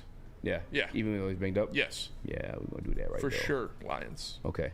Second team All-Pro. Is it even a conversation we're going to have? Like, yeah, No. second team All-Pro. No, Yeah, Lions. No, all right. Offensive lines, go ahead and give that to us as well. Lions offensive line for sure. Is there any bias? I'm pretty sure the Detroit Lions recognize same thing. All pros. Yeah. Cashing those in. That's like again, flashing the badge. All right. How about defensive line? LA Rams, Detroit Lions. Who has the advantage there? I'm gonna go with Lions. What? I'm gonna go with the Lions. Oh, bro. Yeah, I'm gonna go with the Lions. I think with the way they stopped the run, the way they shut down opposing running backs with Aiden Hutchinson coming on and having 11 and a half sacks this year, which was a great year. Aaron Donald's not what he used to be. Still an All-Pro. He's still an All-Pro, but he's not what he shouldn't have been an All-Pro. He should have been. Matabuki should have been first team All-Pro. Matabuki should have been first team I don't care All-Pro. what you say. Aaron Donald's still All-Pro, like second team. Nah, What do you mean? I'd have to look at who got Chris Jones. snubbed, but Well, Dexter there's two Lawrence, on Chris each. Jones, and Matabuki all had better years than No Aaron way. Donald. Dexter Lawrence? Yeah. Did he? Yes. Oh, where's this coming from? I would go with the Lions on this one. Aaron Donald is very good for sure still, but he's not what he used to be. The Lions have a more complete unit at defensive line. I think the Rams' defensive line kind of falls off after Aaron Donald. Kobe Turner, his rookie year. He's having a good year. 6 sacks. Yeah. They got another rookie with 6 sacks. Ali McNeil being back, he would have had over 6 sacks if he didn't get injured. Come on, bro. Give me the Lions. JB, I'm assuming you're saying Lions too. Yeah, I'm taking the Lions as well on this one. I mean, no disrespect to Aaron Donald. I know he made the AP team, but It's I mean, you more could than Aaron honestly have Donald, a conversation to that. Hey, he had like maybe a subpar year as of right now. I do like Kobe Turner as well, but the Lions are getting guys back on defense healthy, so I'm leading the Lions. Chris? Yeah, I came Kobe here Turner has being 9 sacks. Yeah, Kobe I Turner came has in 9 here being sacks. like Aaron Donald Kobe. has 8. The other guy has 6. Sorry. I only know of Kobe and Donald, so I'm not going to act like I'm the most versed. So I came in this ready to say the Rams off the strength of Aaron Donald, but I think honestly Spencer laid out a pretty good case. I think I'm going to have what to. case? All we have to go with is the Lions. Aiden. We call the run game. I'm You don't looking at our think Lee linebackers. You don't think Lee McNeil was playing well until he left? I think Kobe Turner's playing to like the, if not better than Aleem. You don't think it helps having Aaron Donald next to you? It does help with listen to like Instead the of podcast Isaiah they had Buggs with or Tyson their Alualu? athletic writer, which I respect the athletic writers probably more than like any other Athletic publication. they know their Athletic, shit. know the shit. Yeah. So they were like one of their complaints was that it's never like pass rushing in sequence. It's always like just one guy winning theirs and like, you know what I'm saying, wrestling and so forth or whatever. But yeah, I mean both rookies. I'm sorry, is Rams Faithful still in the chat? Yeah, he is. What is the other kid's name? I'm missing it. I know they got Kobe Turner, but I think is it Brian Young or Byron Young? Is he the other one? Byron Young. Is it Byron Young? Yeah. He's got 6 sacks, right? I could be wrong. No, Byron Young has 6 sacks. I'm sorry, Byron Young has 8 sacks. 8. Kobe Turner has 9 sacks. And then you have Aaron Donald with another 8. Yeah. Sorry, guys. Oh, I yeah. can't. This ain't. Yeah, I think you're right. Yeah. It ain't Detroit Lions. This is the LA Rams. I changed my vote. We bitched about the pass rush all season. I got to make a tally mark. What we doing? They also play Arizona twice. They played Washington. Okay, we play the Panthers. Yeah, but playing Washington is a whole different beast. That's fair. Man got sacked 247 times this year. I want to do a poll in the chat, but I know it's like mostly Detroit Lions Yeah, no, you fans. can give it to the Rams. JB? I might have to change my vote. You can keep it. I mean, the sacks add up a lot, man. Yeah, that's pretty big gap. But then you also have to look at the teams they played as well, too. All right, the only reason I'm going Rams, it's not because I'm biased, is my argument, but I see Juan 313, he's a Detroit Lions fan. DCP1, Detroit Lions fan. We see them in the chat all the time. Yeah. Both those guys said Rams. Yeah, you can give it to the Rams. All right. Defensive line, Rams. Linebackers, Lions. And I'll be honest with you, I'm not as like well versed with the Rams like linebacking core, but I know the Detroit Lions, they've been doing work all season. I think that's like part of the reason we have like such a great run defense. Is those guys making sure tackles like when they need to. Anybody oppose? All who oppose? No. All right. No. Silence. All right. Defensive backs. Lions. Chris, JB. I'm not Lions. well versed with their defensive backfield. I'm being honest with you. I think they actually do pretty well in terms of like interceptions. But like you said, they played the Cardinals. They played a backup quarterback in Sam Darnold last season. Let me look at this schedule real quick. Do you have it in front of you at all, Spinny? Yeah, give me their schedule. Yeah. I thought I did, but I don't. All right, you're good. Rams faithful, so secondary, you guys. Rams faithful, secondary us? Mm-hmm. Yeah, because they played Daniel Jones. Yeah, I mean, you look at Derek the secondary. Carr, Washington, Baltimore, Cleveland. Chauncey Gardner-Johnson, Kirby Joseph, Brian Branch, Cam Sutton. Lions. Okay. So I feel like we were kind of unbiased in this voting, were we not? I mean, I feel like we were kind of fair. Defensive line got a little shaky there, but you guys. I feel like, yeah, we got. Are to we the tied? right I think we're what interceptions? tied in sacks. Tied in sacks? Yeah. I don't know. I couldn't tell The you. Rams have 41 sacks this season. I think the Lions have 38. Detroit Lions have. I don't even have a sack total on this sheet. Did you find it? No, of course the one oh here we go. 31. So Rams. Yeah. What? What Who do you said, mean, who what? said we were tied in the sacks? Oh, someone in the chat. Yeah, motherfuckers. Said you're chasing waterfalls. Well, either way, we're kind of unbiased. So I feel like in the voting of that, Rams faithful, if you could, I guess, confirm or deny. Damn, the Ravens had 60 sacks. Who do you think won the tally? The Lions. Lions, baby. Of course. Lions, baby. Let's go, Lions. I mean, the narrative has very much been that the Rams win. Oh, It's no. going to be on the arm. The Lions and the Rams both have 41 sacks. 41. Can you And the do Lions something have a for much me? better rush defense. Oh, I'm sorry. For some reason, my brain translated that like pass rush. But a lot of the Lions sacks did come from secondary players and linebackers. That's true. Yeah, that's true. I know Jack Campbell's got a few. If he's got a few. Branch has one? I think he has one, right? Branch has one. Oh, yeah, Anzo's got a couple. Recently. Yeah. Yeah, I mean, defensive line I'm going. I really, like, because I respect, as a Detroit Lions Same amount of sacks and better rush defenses. That's good, though. I like that. What? I knew I picked it for a reason. Picked what? The Lions having the same amount of sacks and a better rush defense. Who said in the chat? Where'd you find it? Somebody, I just typed in sack totals. You know what I hate? Lions and the Rams both have 41. And I didn't know even know it was a thing. I mean, I knew it existed. They've only let up 31 sacks. That's what it was. What, Lions? Mm-hmm. Yeah. Where's that rank? I don't know. I am nervous about their interior rush. I'll be straight up honest with you, because I feel like that's where, like, you worried about Graham? Yeah, a little bit. Graham and Jonah? A little bit. I think we'll be good in the running game of it, but like in the passing situation.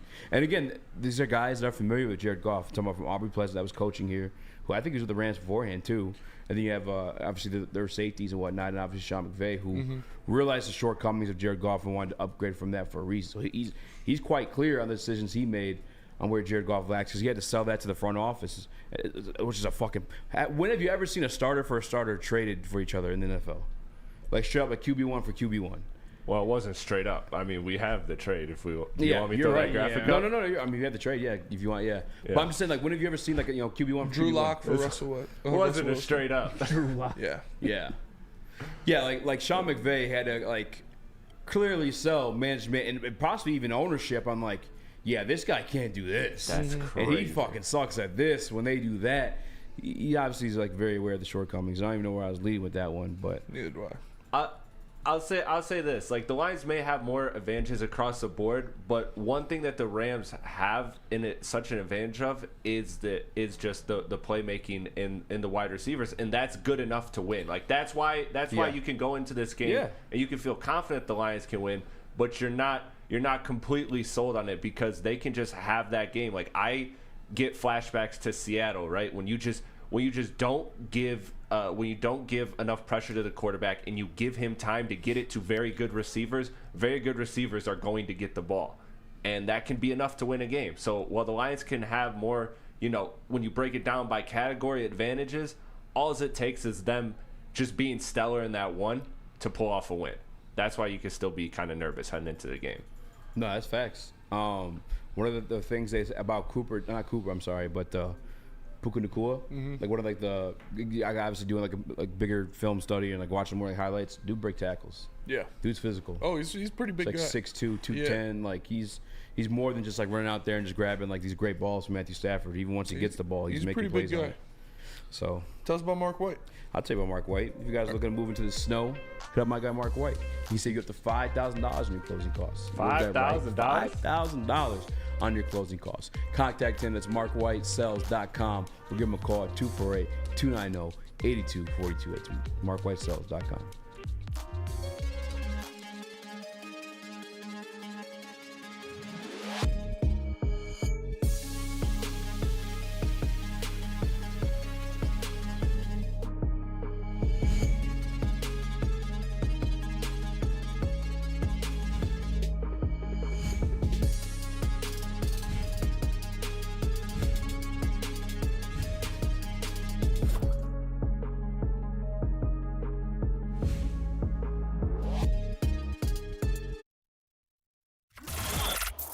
Woodward Sports' own Tom Mazaway and Sam Stick Day will be hosting our Lions postgame show after every Lions game all season long. Tune into the Woodward Sports YouTube channel for his hot off the press takes, game analysis, and Kool-Aid sipping celebrations. You won't want to miss it. Join Maz, Stick, and special guests each week immediately following every Lions game, exclusively on the WSN YouTube channel.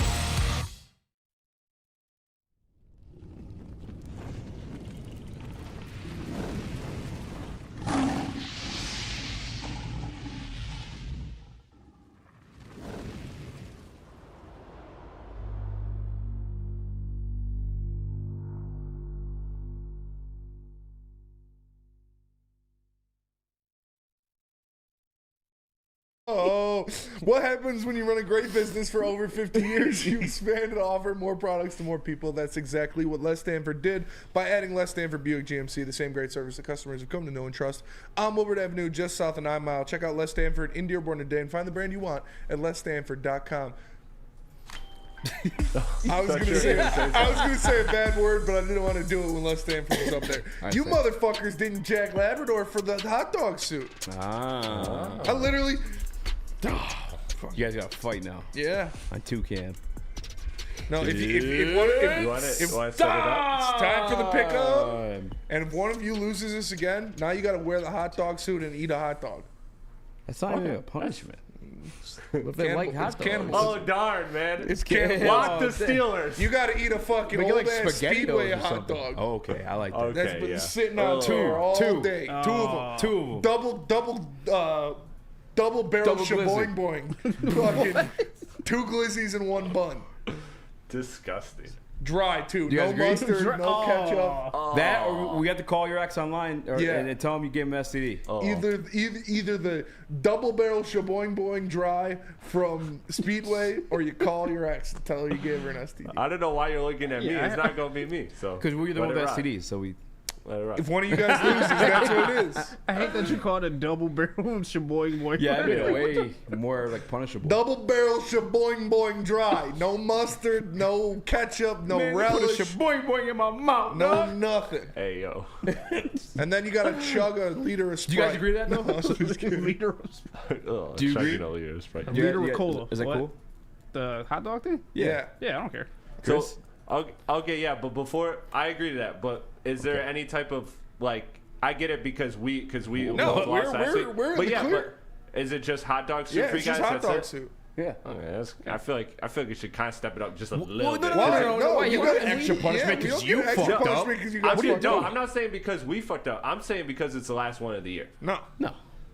Okay, that's bullshit. All right, back to the desk. You guys dodged the suit all week. Back to the desk. Duck the smoke. Back to the desk. If you guys are joining for the first time, every Is it single Cheesefield? week. No, it's not Cheesefield. No. I'm gonna tell the lady at Speedway, leave 2 of them on the roller until fucking 7 o'clock. Leave them out there. I'm gonna call it. I'm gonna pre-order some glizzies. You for have Speedway. to like eat that shit too. This man gets in at 9 a.m. The breakfast sandwiches from Speedway are pretty good. All right. The biscuits. Yeah. The egg biscuits. I fuck with those. That's disgusting. But I'll never eat a hot dog from Speedway. But I mean, a hot dog's a hot dog. It can't be really too bad. Like, how much worse can a hot dog be? There's definitely good hot dogs. I trust Speedway to fuck it up. American and Lafayette is like it's a whole feud, but they're both like the. It's not the hot dogs. They're way better it's hot the dogs chili. like anywhere else. It's the chili that makes it. No, they got the wiener snap. Yeah, the snap does help. Some places don't got the snap, and like I'm gonna go over there. We're going way too far in after this hot dog BDE conversation. and tell her leave 2 hot dogs on that spinner until 5 o'clock, 5:30, 6 o'clock. I'll have Booner go pick them up. Bring them over. Can you rub them between your chests, Double. man? Put some toenails on them for me. All right. We're doing the pickup. It's time! Double barrel shaboing boing on the line. Jesus. First game to pick. Shaboing, boing, boing. Cleveland versus Houston. Who you got? Bro, that's the one game it's tough for me. This is a tough one. Yeah. If it's going to be cold, see the shout out to California, but he did play in Ohio State. Double barrel shaboing. Denzel Ward, what's the situation with him? Anybody got an update? He got hurt in practice this week. Not know. Sheesh. Holy shit, Pat Caputo is talking baseball, says Francis Jason. Well, you see, Casey Mize wants $25,000 more on his contract. We're not doing that. You're just doing the same thing he's doing. Fucking hate Pat Caputo. Give me. Oh, man. Oh. It looks like Ward is. Oh, this is in playing. Houston. Yeah. Give me the Texans. Shaboing, boing, boing. Shaboing, boing, boing. Per the Browns Wire website, it seems like Denzel Ward is hinting at playing. So Okay. Give me the Cleveland Browns on this one. Joe Shaboing, boing, boing. Chris? I can't believe it. I ain't never seen a glizzy like I'm sorry. I'm gonna go against the team of destiny here. I'm gonna go against your team of destiny. Give me the Browns. Going to Team Destiny? I'm not. You're not? I think this is where the miracle end runs for the Houston Texans. I think Big Daddy Flax gets it done. Yo. Why you gotta do all that? Big Daddy. Big Daddy Flax with that shit boing Papa boing. Flax got that shit boing boing. All right, relax. Hey, yo, give me the Browns. I'll take the Browns. Jeez. Next up, we got. I'm locking this one. I call it. Oh, you That's scumbag. you piece of shit. Pittsburgh Buffalo. I'm taking Buffalo with the Oh, Lions. bullshit. That game should be unlockable. Locking it. That one's unlockable. Locking You it. dirtbag. That's bullshit. You dirtbag. Everyone's taking Buffalo, right? Yeah. You go around the room. Yeah, Buffalo. You're You're a scumbag. yeah, you're a scumbag.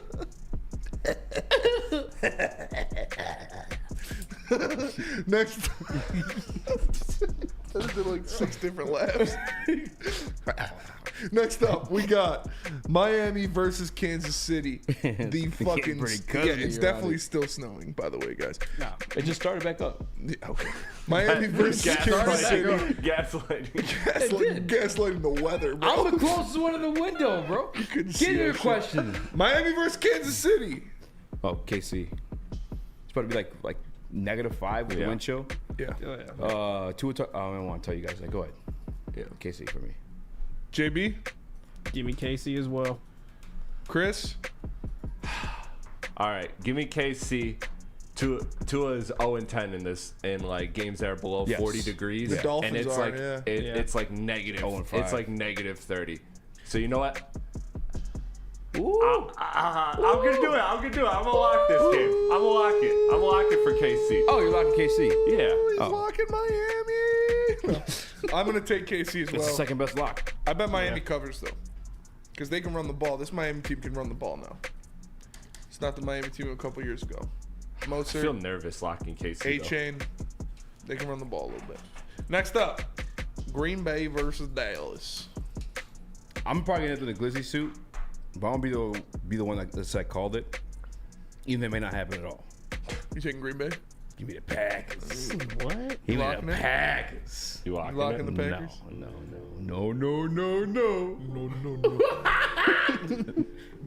What the fuck was You ever heard that? That's the whole drop. No. Yeah, it is. I haven't heard it. I believe you said no. Yeah, you asked me. You haven't heard that. I said no. JB. Green Bay. Dallas. No. Give me the Cowgirls. I'll lock them in. You're locking the Cowboys, huh? Yeah. Cowboy. Putting your trust in the Cowboys in the playoffs. baby. Cowboy. I'm gonna go Cowboys too. I also just hate the fucking Cowboys, to be honest with you. Oh man, I'm gonna go Dallas. I think it's possible. They're though. undefeated at home. They got a good team. Oh yeah, it's Mike McCarthy versus versus Green Bay, revenge game. This wild card's been scripted. Next up, Philly at Tampa Bay. Shaboing. I want to be the one to say I called it. I'll rock the hot dog suit as long as Detroit Lions come away with victory. Give me the Bucks. Jay Bissy. Bissy? Jay Bissy. This is the end of the Philadelphia Eagles. Give me the Bucks as well. Yep. Clean slate. By the way, you realize you gotta lock one of these teams, right? Yeah. Chris? We might be clean sweep, boys. Give me the Bucks. I'm also taking the Bucks. I think Philly's coming in. Their big three is injured. AJ Brown might not even play. He scrubbed his entire Instagram and Eagles content, deactivated his Twitter. He's got a knee injury. Mike Evans gonna go crazy. I believe he missed practice today too. Ooh. Yeah, give me Tampa. The Fighting Baker Mayfields. All right, next up. Kind of regret the Cowboys one, to be honest with you. Los Angeles Rams versus the Detroit Lions. Detroit Lions, I think everything we done told you this show. The only way Detroit Lions lose is if Matthew Stafford fucking... You locking them? Yeah, I like the Lions. Yeah, that's your best bet. Locking my lovely Lions. Let's do it. Detroit JB? Lions. Oh, Lions. You're taking all the day. Rams? No. I don't have on a Rams hat. No, give me the Lions all day. Damn, Eazy's throwing shots. This guy, JB, had Lions in the Super Bowl just to pick the Rams. No, I'm kidding. Give me the Lions. Give me the Lions for sure. I am also taking the Lions. Wow. The Lions. And that'll do it for our pick 'em. Eazy is either going to be In the hot dog. Why did you do that, man? I wanted to see one of these guys eat a fucking double. Oh, that's only if they lose? Yeah. Oh, next segment we're doing it again. Double shaboing boing, no axle grease. They got to do something. Shaboing boing, no axle grease. They got to do something though. If you don't lose, you guys got to do something to make up for not doing something this week. Well, they'll wear it Monday. No, we just have to. We just have to each wear today. Each wear today. Yeah, I'll wear it Tuesday. Right, whoever wears it Monday. Fucking double shaboing boing, no axle grease would have been funnier, but I mean, it's still possible. It is. I'll be honest with you. I don't really feel that confident in Kansas City. The Buffalo Bills is pretty smart. They're also fucking scumbags. Yeah, it's not even fair for you to do that. Pretty smart lock. That's why I said we should have every week because somebody else gets the first lock. Shaboing boing boing. Whatever. All right, we'll start it this week, and I get the first one. No, fuck you. All right, that'll do it for the pick 'em. Actually, we'll do it when we come back. What? I'll get your mailbag questions in. Mailbag for the last segment. Chris, tell us about Glorious. Glorious Cannabis is back with a new ice water bubble hash infused pre-roll called Honolulu Blue. It smells so good. It's like the whiff of the first playoff win in 31 seasons. That could be coming this weekend. It's a gassy, aggressive strain named in honor of your Detroit football. If you haven't had one of these ice water pre-rolls, you are missing out. They are so smooth. Find them at Dispo Dispensary and get them 25% off using the promo code Woodward at checkout. Visit gloriouscanna.com. Glorious! Your home is your most important asset. Flexibility in the sales process is key. When you work with Mark White and Associates, you can cancel at any time, for any reason, without penalty. Speaking of flexibility, check this out. Who you work with matters. Hire the best broker in the game.